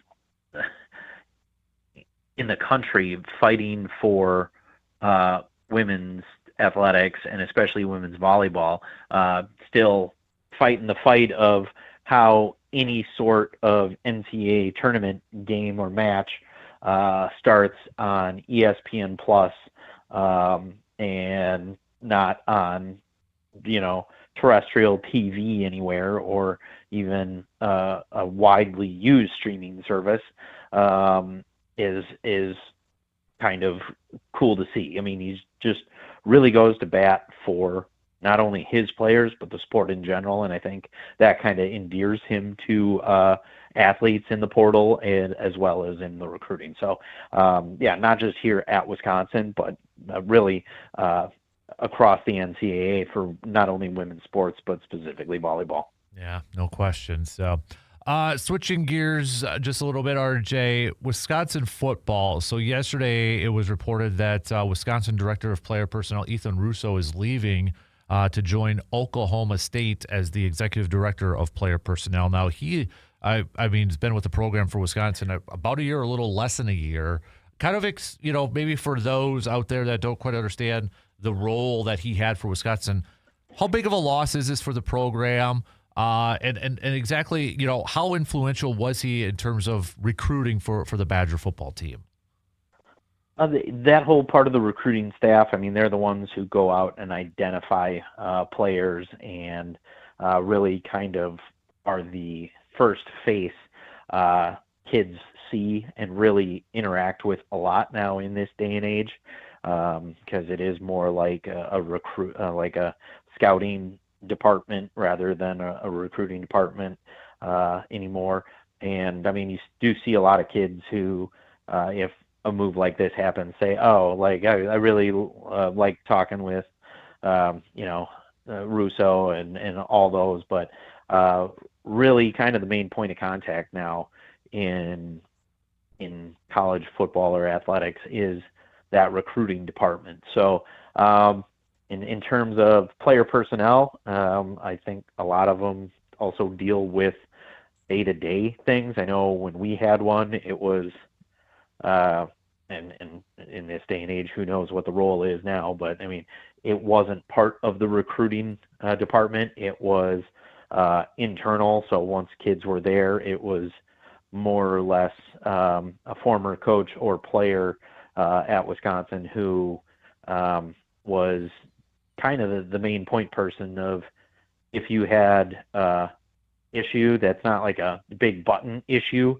that would need to go to the head coach, like it was just like feeling homesick or something like that, talk to the player personnel director, things like that, kind of like a father figure in the athletic hall there, and not saying replacing the head coach is that, but somebody who is designated time to kind of concentrate more on that stuff. So I'm not sure if that's still what a director of player personnel does in this day and age, but that's one thing it was while I was there. So could be a big loss, but I mean, I'm not too sure in 1 year, because I think it was around this time last year that he was hired. Mm-hmm. So I'm not too sure of the loss, and not really sure if what his recruiting acumen was in terms of players that he brought onto campus and got on campus. I know he was originally came from Texas. Yep. The state, I'm not sure which school. I'm blanking on it right now.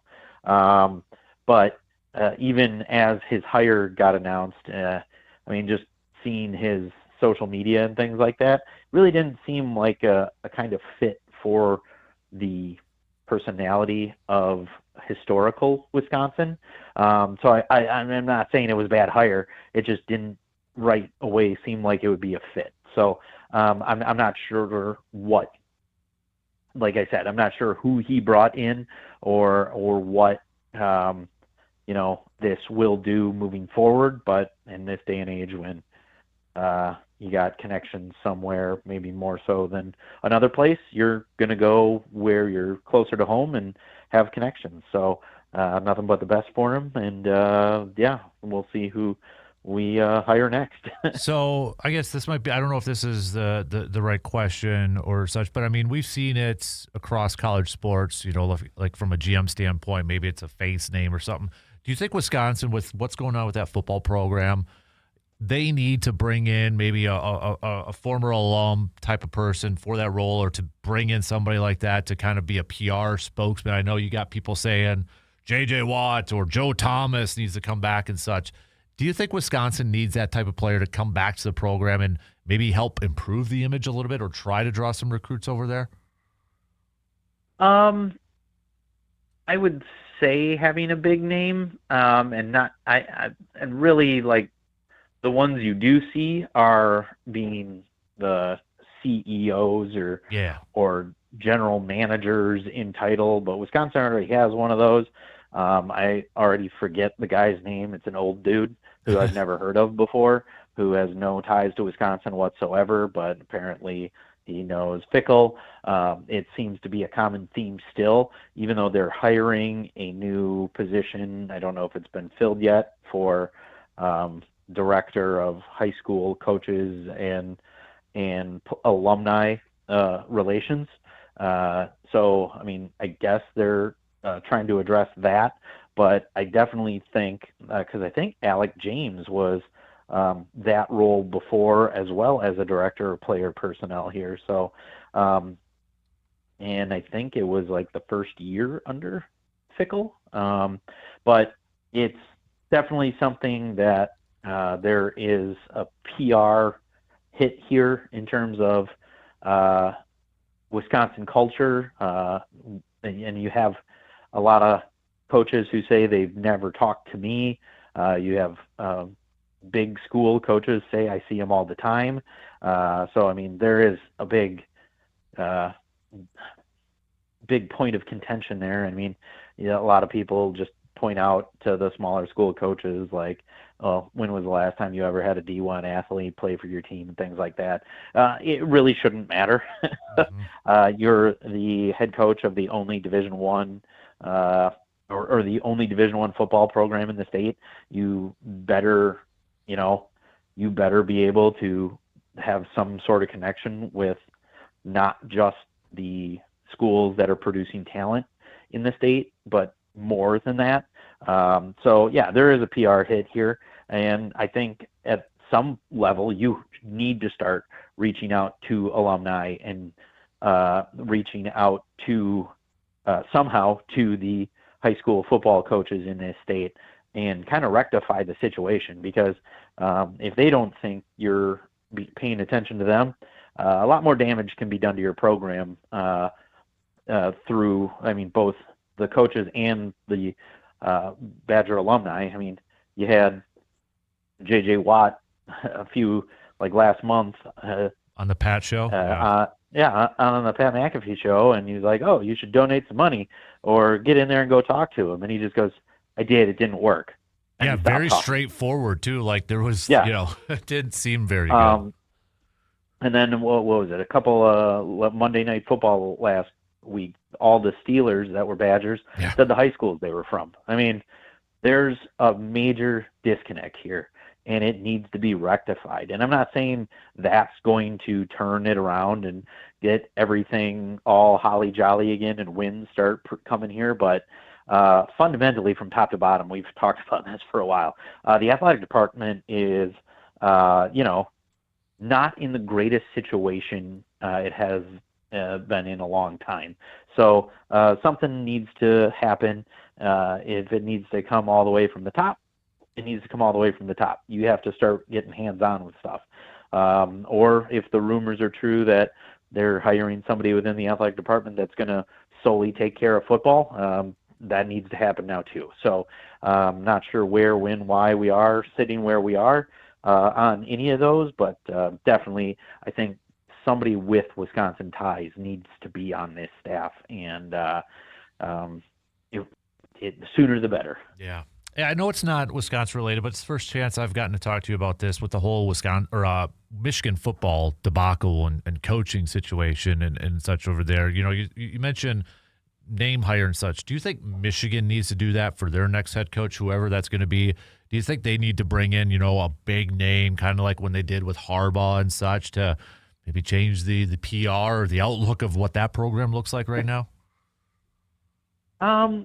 Yeah, but I don't know who. All the names that have come up during other coaching searches are already got their raises to stay where they are. Already have put out statements saying I'm not interested in going anywhere. I mean, we all know that can change, but still. Sharon Moore was hired because they were expecting sanctions that haven't come yet. Right. And I don't know if they ever will. So he was hired. So, because they were worried nobody else was going to take the job because they were going to be on probation. Now, that didn't happen. I'm not sure it looks like it's going to happen. So, really, start taking some swings. Penn State tried and ended with Matt Campbell, who I don't think was their first, second, third, fourth, fifth, or sixth choice. It just sounds like they struck out a lot. And then Crumble Cookies took them down, got the BYU coach to stay. So BYU's got a little more cachet than Penn State at this point. I love all the people just pointing about it and go, it's not the 90s anymore. You're in the middle of nowhere. Nobody wants to come play for you. It could be true. Yeah. But if the dollar signs are right for certain players, they'll show up. But it'll be interesting to see where Michigan goes from here. And then I'm guessing it'll have to be a proven head coach. And then from there, we'll see what happens with the rest of the fallout. Right. Yeah. No kidding. So, hey, over to Badger basketball. So last we chatted, we were talking about getting set for that Wisconsin-Nebraska game. Well, Nebraska took it to Wisconsin, winning by 30. We've got Wisconsin finally going to be back in action on Friday, going up against Villanova. Looking back at that Nebraska game, and then you look at the other losses from Wisconsin so far this year, BYU and then, TCU. Any concern about in the early parts of this team going up against other teams who are ranked really high or contenders in their conference and such, or is it still too early to tell? Probably the same concern Greg Hart had during his press conference after the game. They're not tough. Mm-hmm. They can't play defense. And when you're missing threes, and that's really your only offense now, and you can't play defense, your team's going to struggle, and you're going to lose by 29 or 30 or, So, it's the defense. Show me something.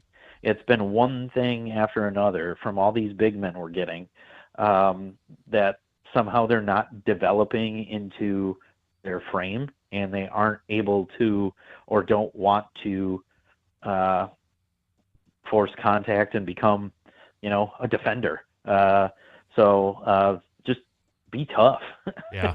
I don't know how else to say that other than go for rebounds, go for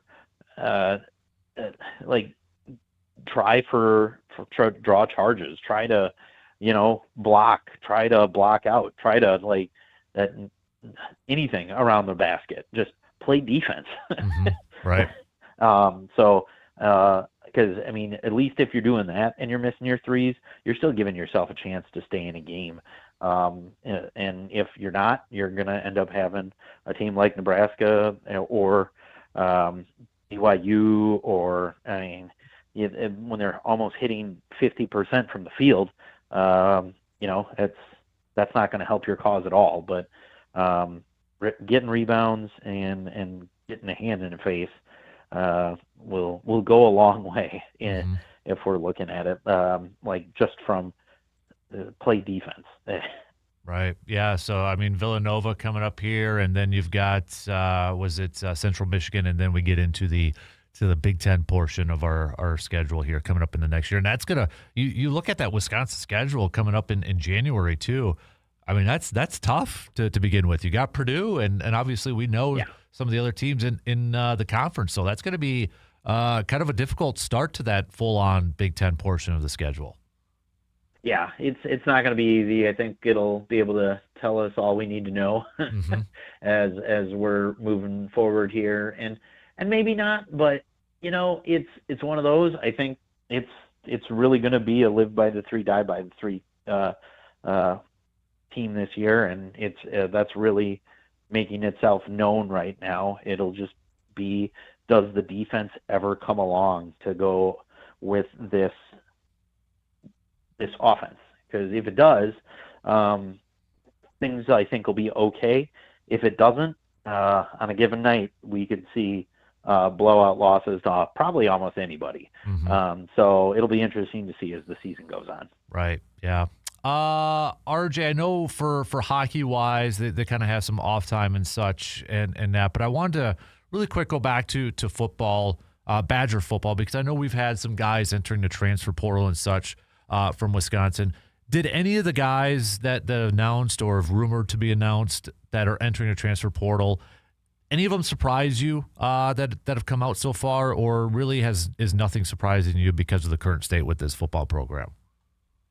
There'll still be surprising names. I mean, Trechka Kahuna, I know they wanted to keep him, but this is also the third time he's really entering the transfer portal because, I mean, he committed to Paul Christ, decommitted when he was fired, recommitted to Fickle, entered the transfer portal before Grimes was hired, came back after Grimes was hired, and then wasn't utilized probably the way that he was promised. So he'll probably be gone. It'd be nice to see if they can get him to stick around again, but you kind of need a quarterback to be able to do that.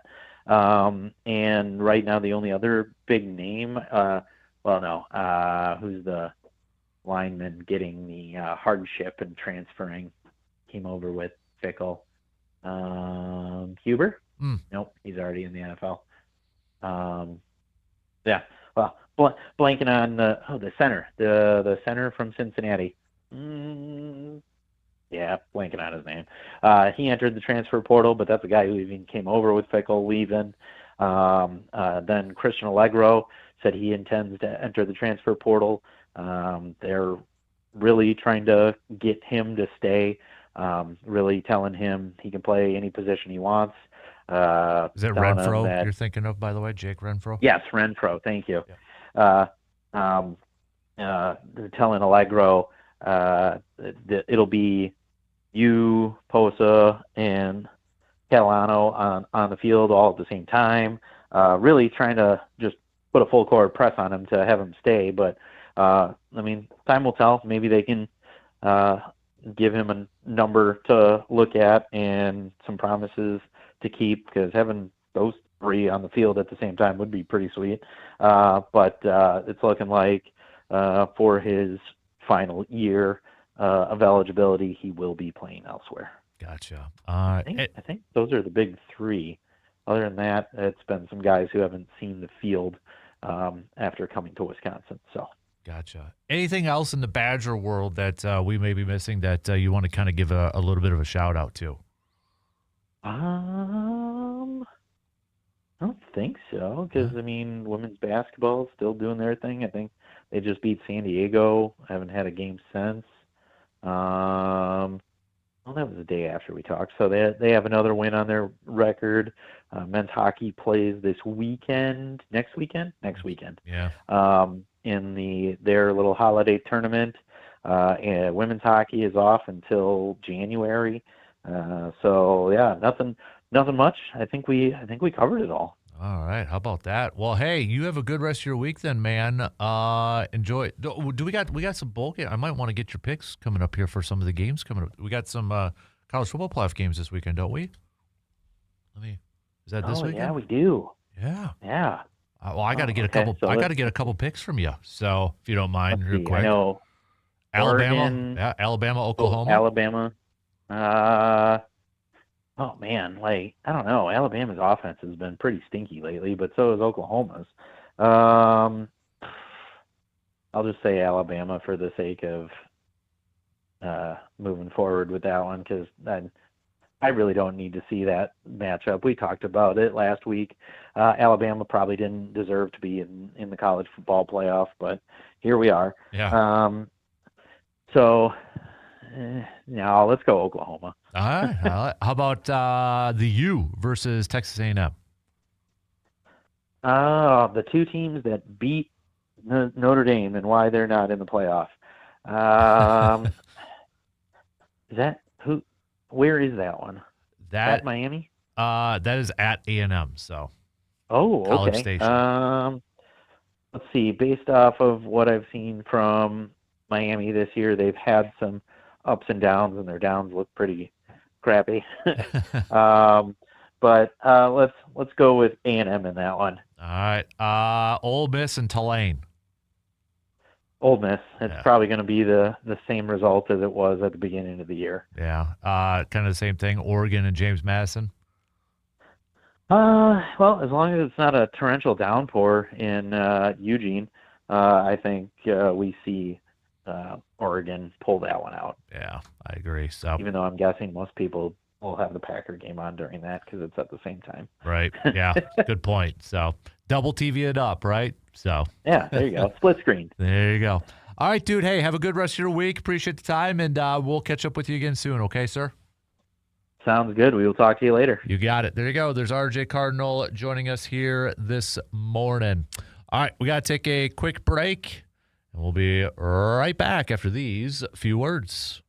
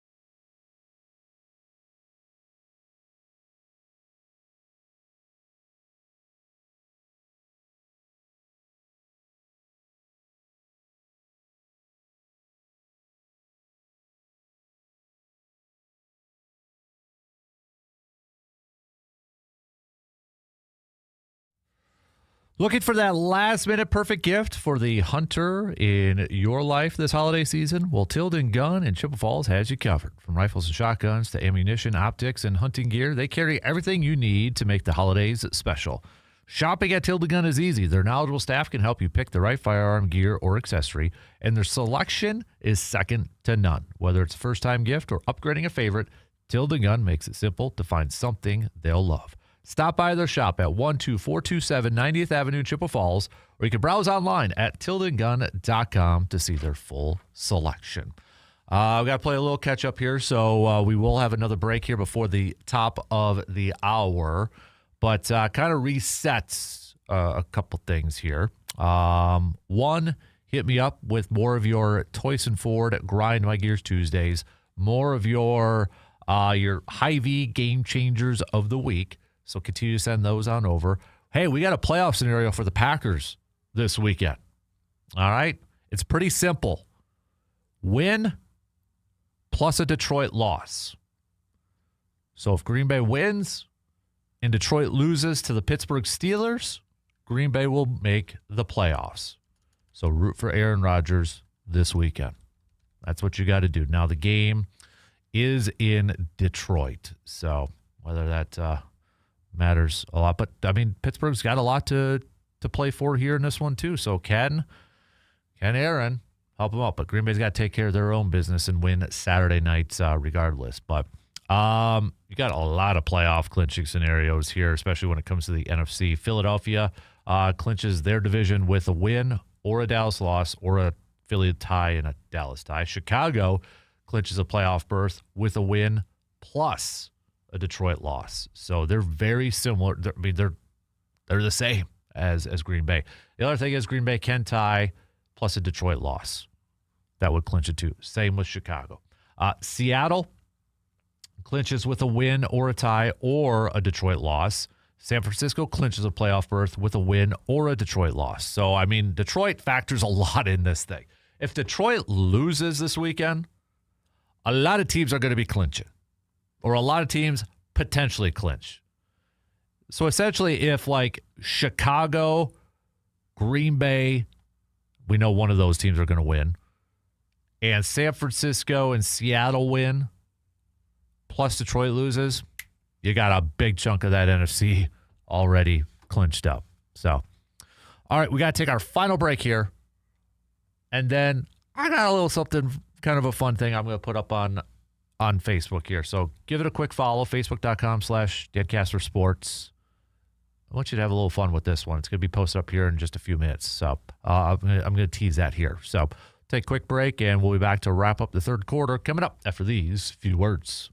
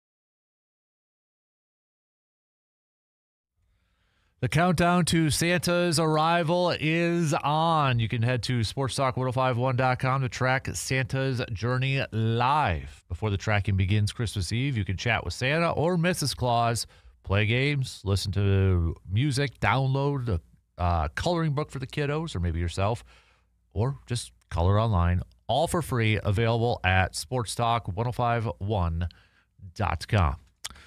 Just a couple minutes left to the top. So I posted up on my Facebook page, facebook.com/Dan Kasper Sports. Kind of a fun thing. I've been seeing some of this stuff going on, but I made it a holiday version. So you're the driver.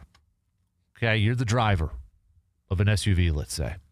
And you got to make a long holiday road trip. Which vehicle are you driving? There's 4 options. Vehicle 1, Giannis, Mark Adenasio, and Matt LaFleur.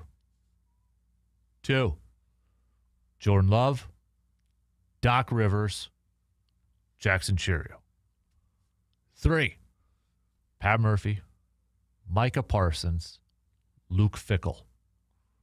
4, Greg Gard, Christian Yelich, Brian Gutekunst. You are the driver of these Wisconsin sports vehicles. And you got to say, let's say a few hours. You got to spend maybe 8 hours in the car with them, okay? And you're the driver. Which one you going? All right? Have fun with this. Hit me up with a text or comment on the post with your picks, all right? It's just for a little fun thing, a little fun thing, okay? Been seeing some of the stuff kind of going out, like the airplane stuff, who you sitting next to on the airplane and that, and whatever. But yeah, so I created this one myself. So, all right, 3 and 1 to go. Let's talk some more Packers coming up in the next hour, okay? Want to hit that up. All right, we got some news updates, and we'll be right back in just a couple minutes.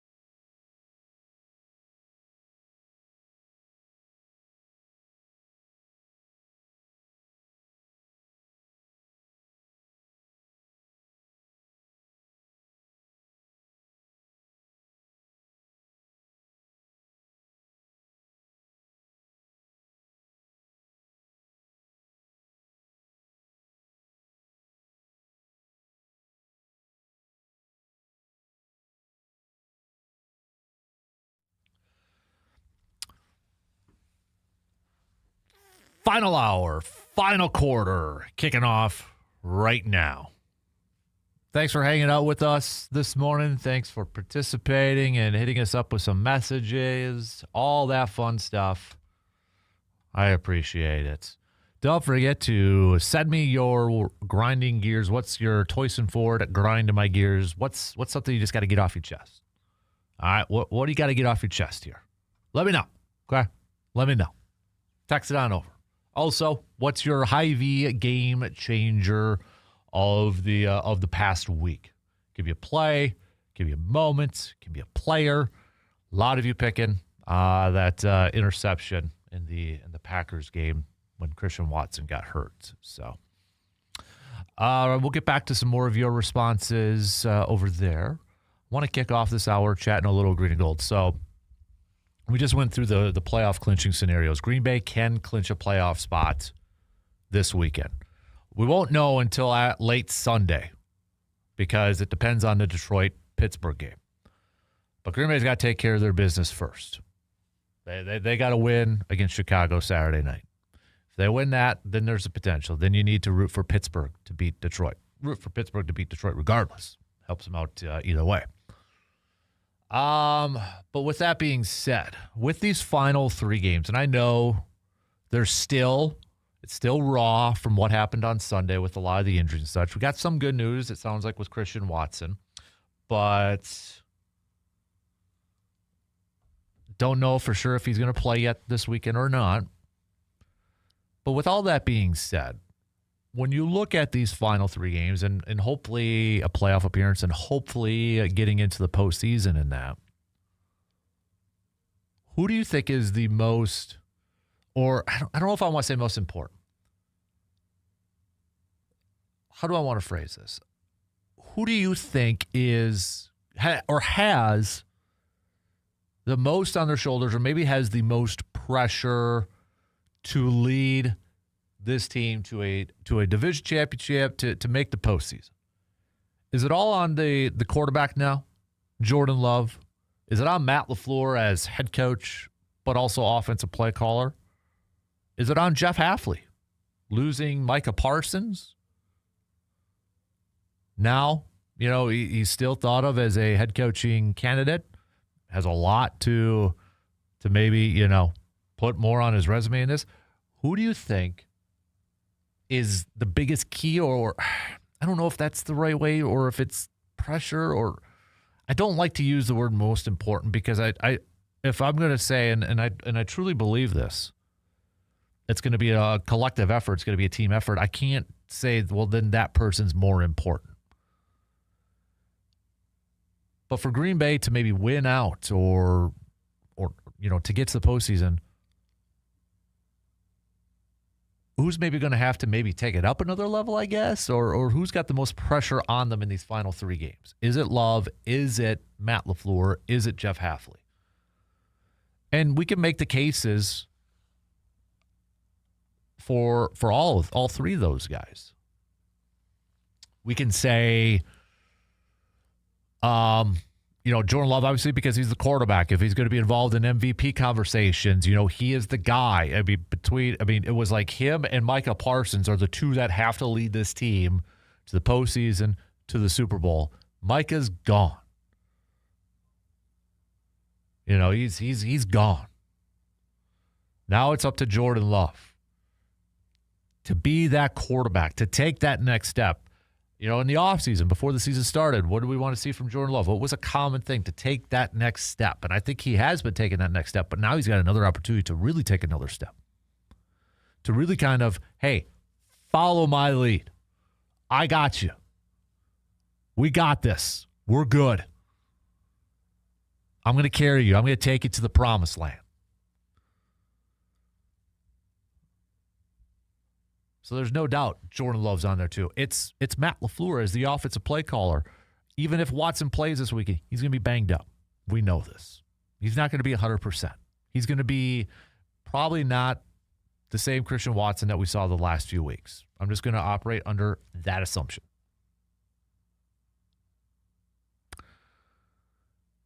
With that being said, too, it's like, okay, now how does LaFleur as And I guess I'm focusing more on it from an offensive side. How does he game plan for all that? How does he change subs? Because that has been, I would say, one of the downfalls with Matt LaFleur and with the offense overall is like when Christian Watson's not in there, the offense struggles. Well, you got to adapt now.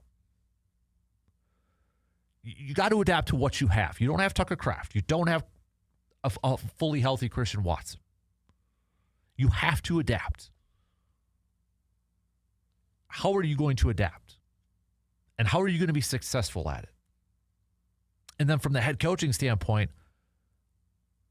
how do you get this team regrouped, refocused, eye on the prize, game at a time, especially with a big game coming up against Chicago? You know, Jeff Hafley, all right, how do you generate pressure now with no Micah Parsons? How do you get this defense, to continue to play at a high level? How do you get improvement maybe from coverage? How do you get after the quarterback? You're losing one of the best defensive players in the entire league. How? How do you scheme it up, game plan it,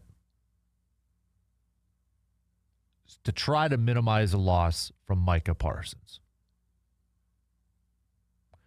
Now you look at this defense, and it's eerily similar to last year's defense, isn't it? The difference being Kenny Clark. Remember, Jair was pretty much banged up and then didn't play down the stretch. You had Eric Stokes mixed in there, but it was mostly Carrington Valentine and Keyshawn Nixon. So, do we revert to a little bit from what we saw last year with that defense and such? How do you adjust? How do you change? Who gets more involved? I think Edgerrin Cooper is a wild card in this thing. I think now you kind of go to Edgerrin Cooper and be like, you got to be the guy. We need you to channel it in and maybe take your game up another level. All three are incredibly important. There's no debate about it. But I am going to go with Matt LaFleur. And it might be, well, that's easy because he's the head coach in that. Yeah, it is. But I think there is a lot that he can do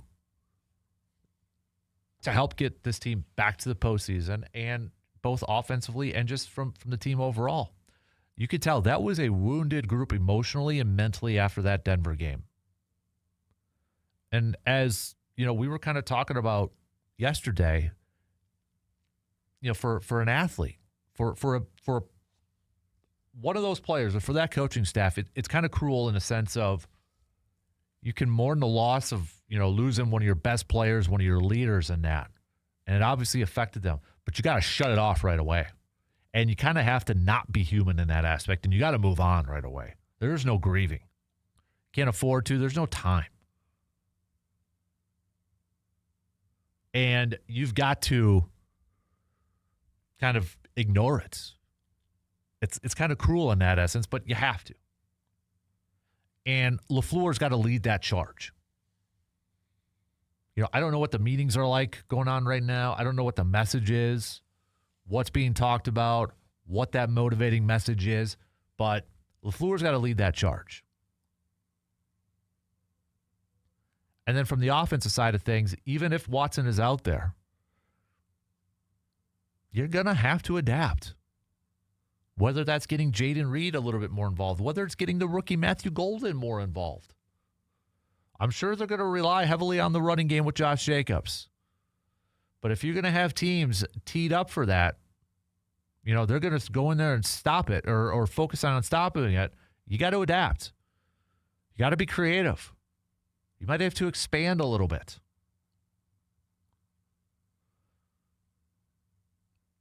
So, I mean, there's a lot. There's a lot on this thing. And again, Jordan Love here too. Here's an opportunity. Here's a chance, man. A really good chance for you to make a name for yourself, to establish yourself as one of the better quarterbacks in the entire National Football League. So go out there and take it. It's kind of like, in the Super Bowl, I've seen some people kind of throwing this out. Kevin Green, when he's talking to Clay Matthews, we need our Kevin Green right now. When he pulls Clay Matthews aside, he's like, everybody looks at Woodson as being the leader. He's gone. Nobody's standing up and blank and rallying the troops. It is time. So Micah's gone. Okay? If Kevin Green, rest in peace, Kevin Green, but if Kevin Green was still around and Kevin Green was, on this Packers squad, who is Kevin Green pulling to the side and saying, everybody looks at Micah as being the leader. He's gone. Nobody's standing up and rallying the troops. It is time. Who needs that message said to him on the defensive side? Who needs to be that guy? Make me your picks. Send me your picks. 715-830-1912 on that Shoe Doctors bullpen line, or hit me up on the video stream. Who's got to be that guy? Let's take a quick break. We got a whole lot more coming. Join in on the convo, all right? We'll be back in just a couple minutes.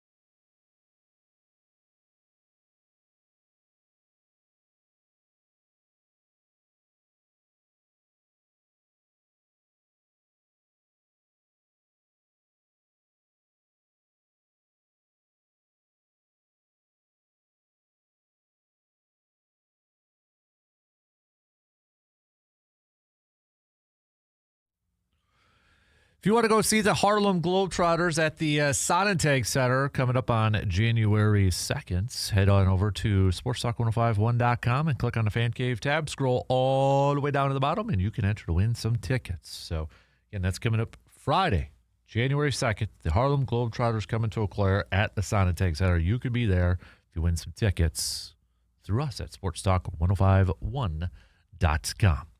Earlier on, we were talking about some of the latest Giannis and Bucks rumors out there. Now, Eric Name from The Athletic talking about going through some of what he is hearing, and he's hearing that the Bucks, because December 15th was this kind of important day for a lot of teams. Players who signed offseason contracts are now eligible to be traded. So, kind of points to the Bucks in the position that they are currently at. Do they trade to get more talent in, to surround it with Giannis? Obviously, we know the rumors surrounding or reports surrounding, does Giannis want out? Well, Eric Name from the Athletic, he's hearing that the Bucks are potentially interested in looking to acquire talent instead of selling. So buying instead of selling. And one of the names out there is Zach LaVine. Zach LaVine's name has been thrown out there as a possibility for the Bucks. LaVine, obviously, spent some time with the Timberwolves, the Bulls, and now he's with the Sacramento Kings. He'll be 31 in March, but he's still averaging 20 points per game for the Kings this year. Now, I don't know exactly what the Bucks would all have to give up. I would imagine, Kyle Kuzma, Bobby Portis, some sort of combo of that amongst picks and maybe some other players. I would imagine that would all be the case. I don't know if like a Kevin Porter Jr. would be involved or a Ryan Rollins would also be involved in that. I really don't know. But I will say this. I wanted Zach LaVine last year. I'd be intrigued with Zach LaVine this year. Him coming in, you're looking then at a lineup of, assuming everybody's healthy, probably a lineup of Miles Turner, Giannis, I'd say Prince, LaVine, and then like Rollins or Kevin Porter Jr. as your starting five, assuming everybody's healthy. That three spot, that small forward spot, that's the tricky one here because I think a lot of those options who could be the starter in that could be involved in that trade package. It could be a Kuzma, it could be a if you go big with Portis, maybe put Portis at the 4 and Giannis at the 3. I mean, there's different variations you can do in this. I'd be intrigued with LaVine. I think he'd be a nice fit. I wouldn't be opposed to that at all, to be honest with you. Right now, I'm for as much as I'm getting kind of tired with the Giannis rumors and reports, and I wish he would just come out and say something. I still want him. I still want him on the team. I still want him on my squad. So anything to kind of surround him with better talent and such, I'm all about, because let's face it, if they do trade Giannis and get picks and all that stuff in return, it's going to be a while before I think the Bucks are relevant. As long as Giannis is on the team, the Bucks are relevant. That, in my opinion, as long as he is on this squad, they are going to be relevant. Both in terms of competition and attention. You know what I mean? Like, that they're going to be talked about. We're going to pay a little bit more attention to him. If Giannis leaves, if Giannis ends up getting traded and such, let's face it, it's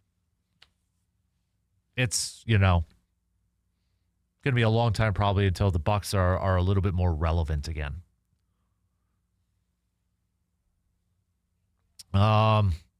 We have John with a quick text. I threw out the question.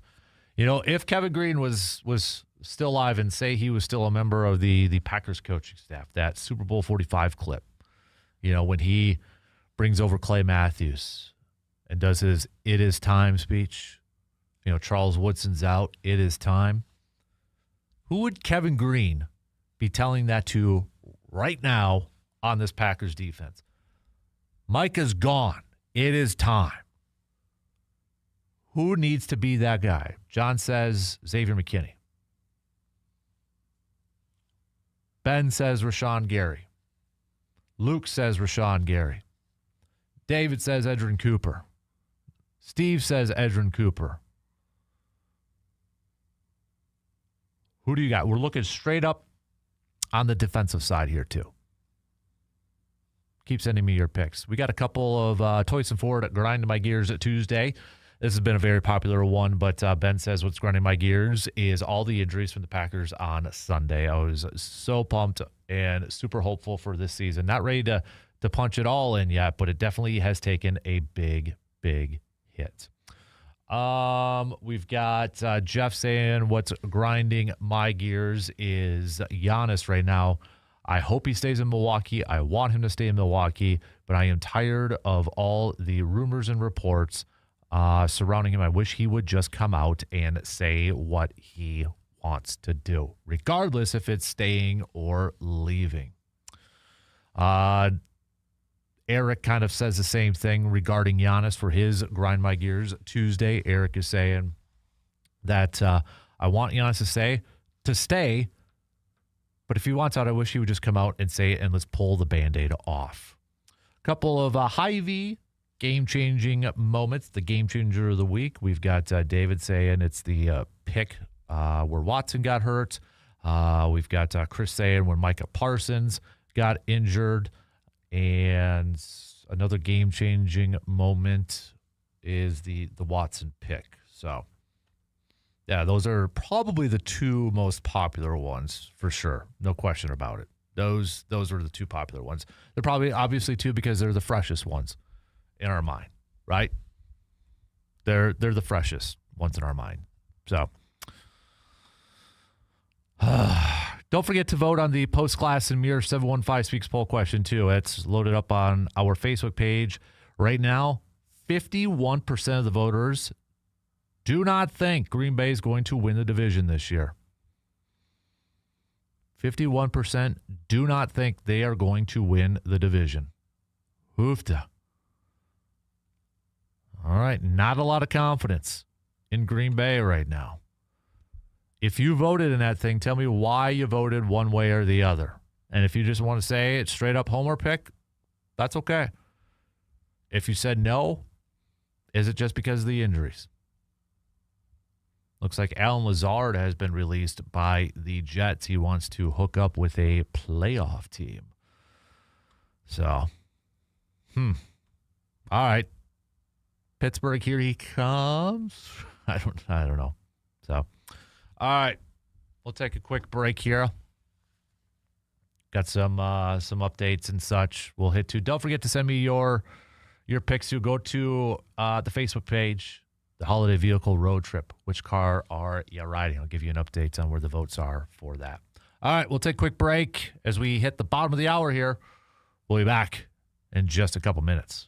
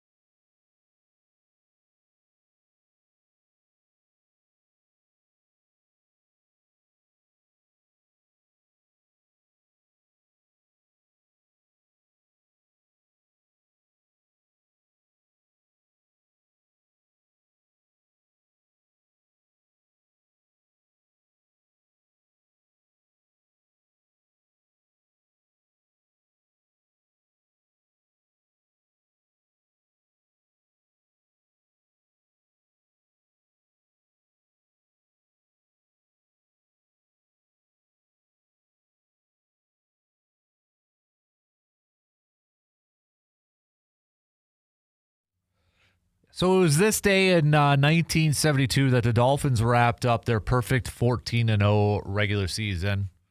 As we know, they went on to have that perfect season, beating Washington in the Super Bowl and such. We've been close with the Patriots in 07 for an undefeated team.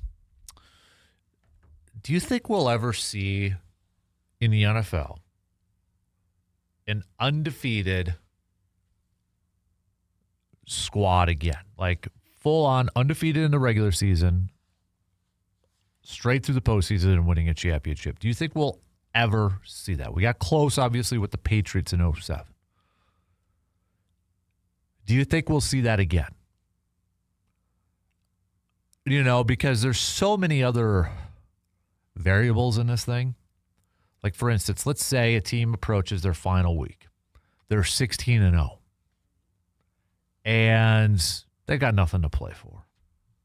They're the 1 seed. Maybe they're a little banged up. Yes, they have the bye the following week, but maybe they want to give some of their main guys, like their quarterback and such, some extra time off.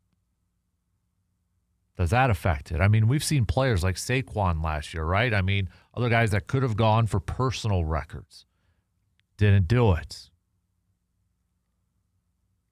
Oh, to me, there's so many variables with this, but oh man, it feels like there's got to be a team that's going to do it, right? I mean, there's got to be a team. In our lifetimes, okay, let's say our lifetimes, will we see a team go to beat that Dolphins record of 16-0, go straight undefeated in the regular season? So we're talking 17-0, and then undefeated in the postseason and capturing a Super Bowl championship. I feel like I'm going to see it during my lifetime. I know there's a ton of variables at play, resting guys, that sort of thing.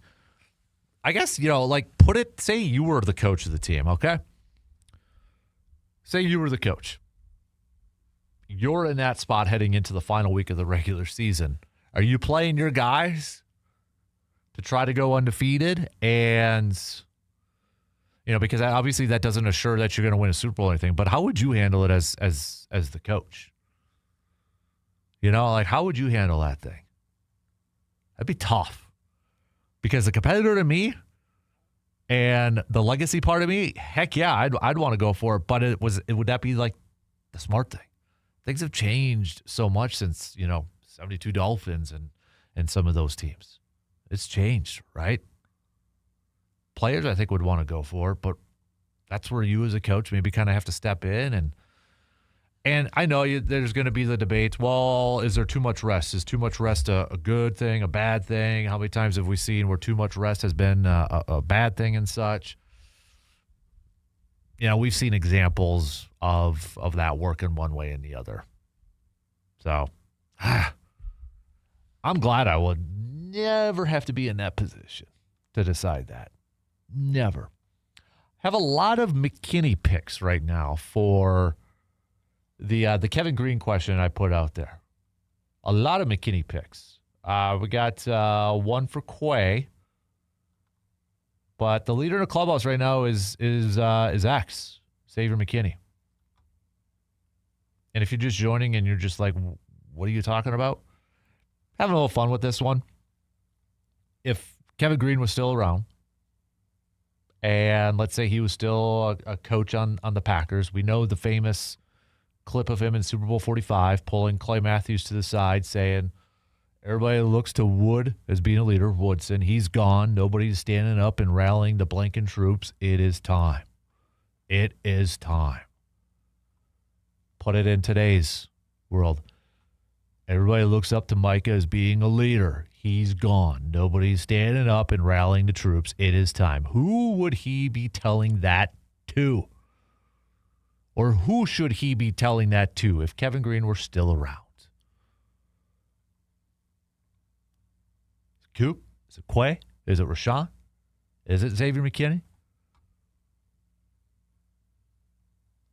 Send me your picks. Or, text me your picks, 715-830-1912. Or, again, hit me up on the YouTube video stream.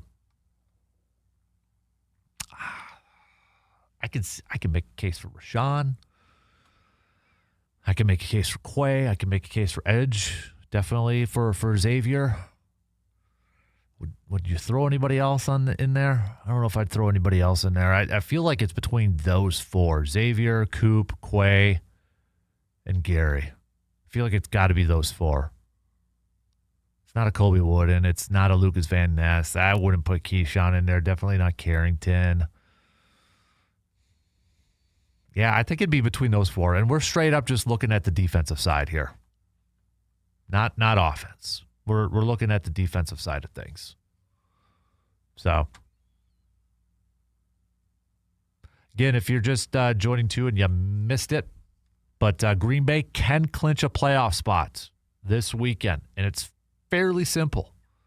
Well, I guess it's easier said than done. But first, win the game on Saturday night, and then root for Pittsburgh.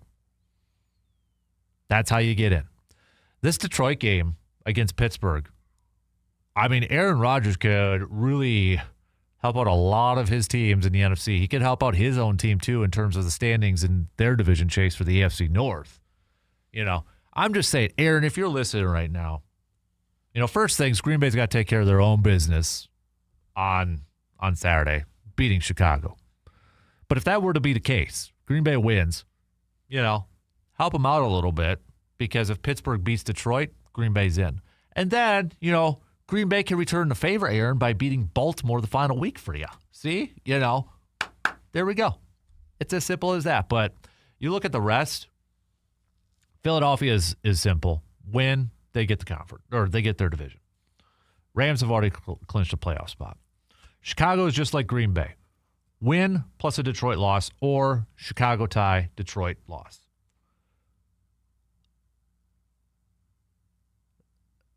So, if I'm reading this right, too, if Chicago and Green Bay tie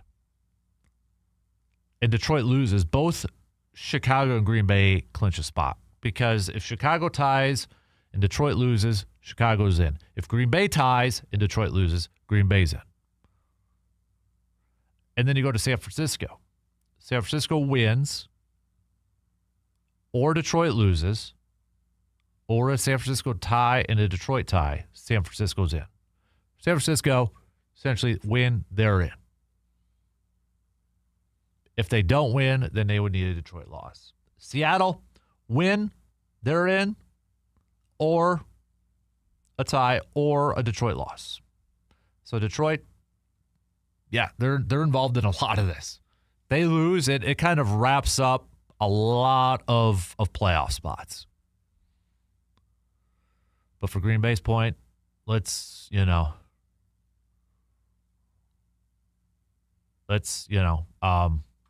care of our own business Saturday night.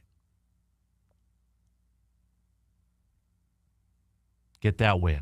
Get that win. Get it done. Get it done. I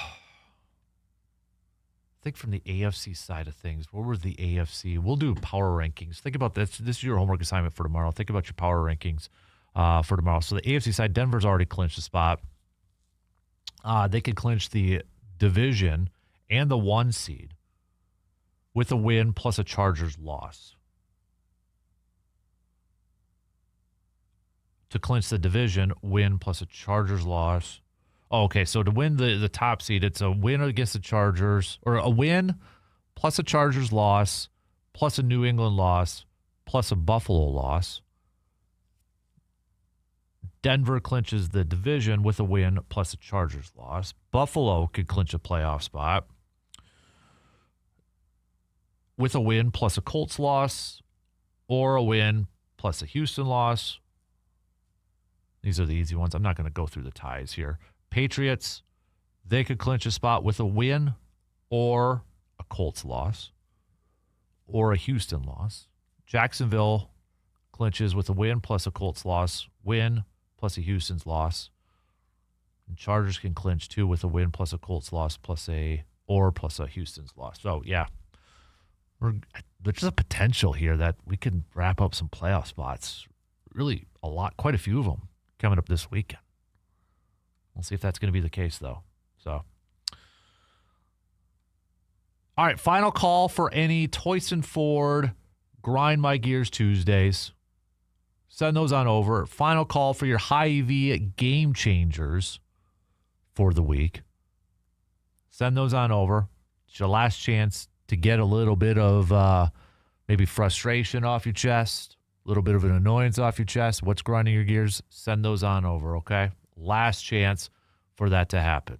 So, and then tomorrow, I want do a little bit of a homework assignment, your top 10 teams in the league right now. And final call to vote on that post-Glass and Mirror 715 Speaks poll question that's on our Facebook page. It's simple. Do you think Green Bay wins the division? And last I checked, one vote separated from yes or no. And the majority, and slight lead for no. All right, we'll take a quick break. We'll be back to wrap it up. We got picks, final thoughts, all that good stuff. We'll be back in just a couple minutes.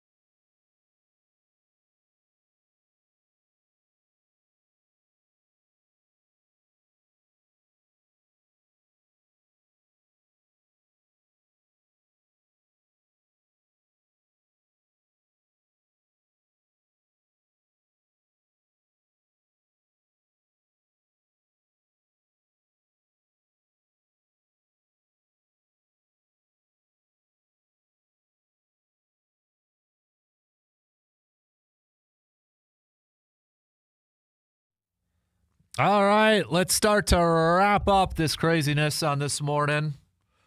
We've got some picks. We'll start off in the NHL world. Utah taking on Boston. Got to go with Utah. Give me Utah, man. Chicago at Toronto. I'm going to go with Toronto. Philly at Montreal. Give me the Canadiens. New York taking on Detroit. I've got the Red Wings, Vancouver, and the Rangers. I'm going to go with New York Rangers. Anaheim at Columbus. Give me the Ducks, man. You got Edmonton taking on Pittsburgh. I'm rolling with Edmonton. Washington at Minnesota. Going with the Caps. Calgary, San Jose. Give me the Sharks. Why not? And then Colorado versus my Seattle Kraken. I know Colorado is the heavy favorite, but give me my Kraken, baby. Seattle Kraken. And then we got one NBA game. It is the NBA Cup tonight. Are you jacked up? Are you feeling it with the NBA Cup? The Spurs taking on the Knicks, baby. What is this, 1999 or 2000 NBA Finals rematch? Tim Duncan, David Robinson and the Spurs taking on Latrell Sprewell. The Patrick Ewing-less Knicks. He was banged up. The first championship for the Spurs. The beginning of that dynasty. Rematch in the making. I'm going to go Spurs. I'm going to go Spurs for the win. Victor Wembanyama and company. Getting it done. So maybe that bodes well for the Knicks. Remember, Thunder lost it last year to the Bucks. So, all right. Those are just some of your picks for this morning. What did we all talk about today? Well, we did a lot. We talked some grinding gears. A lot of you, I would say the majority of grinding gears, your Toys Ford grinding gears vents were Packers injuries and Giannis not talking. Your game changers, majority was between two of them, like a Parsons getting hurt and the interception that also led to Christian Watson getting hurt. So that's where the majority of those picks went. We talked about some of the latest rumors and rumblings about the Bucks. December 15th, which was yesterday, kind of an important day in terms of, with players who signed in the offseason now are eligible to be traded. So we talked about some of the latest rumors and rumblings. Not about Giannis being traded, but maybe the Bucks acquiring some players to pair up with Giannis. So one of the things we talked about, too, was Chris Haynes said that there was a report that when he was talking with Giannis, he was uncomfortable with all the rumors surrounding him and that it wasn't coming from him, but it was coming from his reps, which to me is just like, dude, if you don't like it and you're getting annoyed by it and it's coming from your reps, tell them to knock it off. Or, I'm sorry, but we're in a day and age that nothing's really a secret in the sports world. Something's going to get leaked. Something's just going to get leaked. You know that. But you have the ability to stop it. Hopefully today we'll find a little bit more about Christian Watson and so, like Zach Tom, and it sounds like Evan Williams is going to miss a game or two. I think a lot, we'll see how the next 3 weeks play out. But, if they enter that final week and maybe not a whole lot to play for, maybe we don't see Evan Williams for the final 3 games. But his knee injury, it seems like 1 week or two. I'm really curious on Zach Tom and Christian Watson. Maybe we'll find out a little bit more today. So, fingers crossed. I really hope we get those guys back, man. I really do. I thought Rob Demoski made an interesting point yesterday, too. I don't know if anybody else saw this, but, and honestly, I think Surveyor, you said this too, or was it Seabaum that said it yesterday? Essentially, now they're rolling, I think it was Seabaum, rolling with the team that they were going to run, they ran through training camp with, outside of Kenny Clark. Granted, yes, they got, injuries across. No Tucker Kraft, Devontae Wyatt, Elton Jenkins. We'll see about Watson, but they were opening up the season without Watson. So, I mean, there's a lot of the similar stuff, and they thought they were going to be Super Bowl contenders with that squad, as Rob Demoski was saying. So it'll be interesting to kind of see how they rally behind that. I hope we get good news, though. And I would not be surprised if Matt LaFleur, if he does talk today, if they do have a media session today, if he just kind of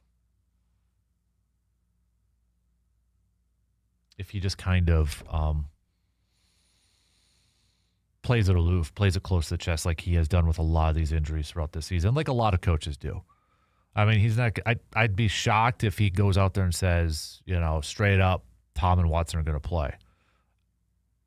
If I had to guess, I would say it's going to be some sort of like day-to-day reference, or we're going to give them up to game time sort of reference.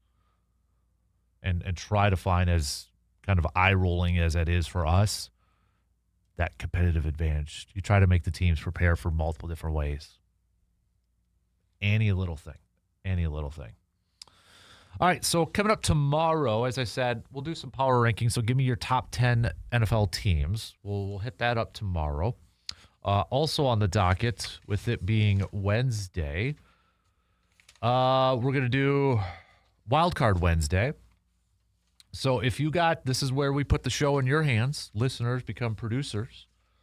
If you got a topic in mind, you think it's a good topic, you think it's worth chatting about, send it on over, okay?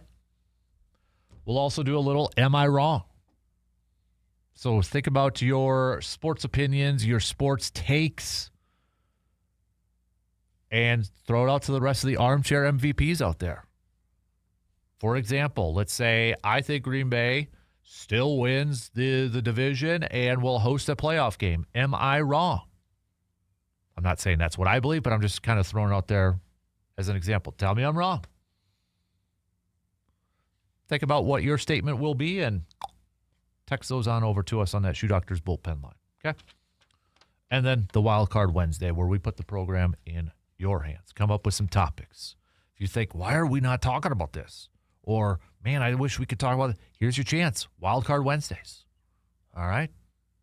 If you think about it at 1 o'clock today, leave me a message on the texting line. I probably won't see it until tomorrow morning. But send that on over, and then I'll see it right away. Okay?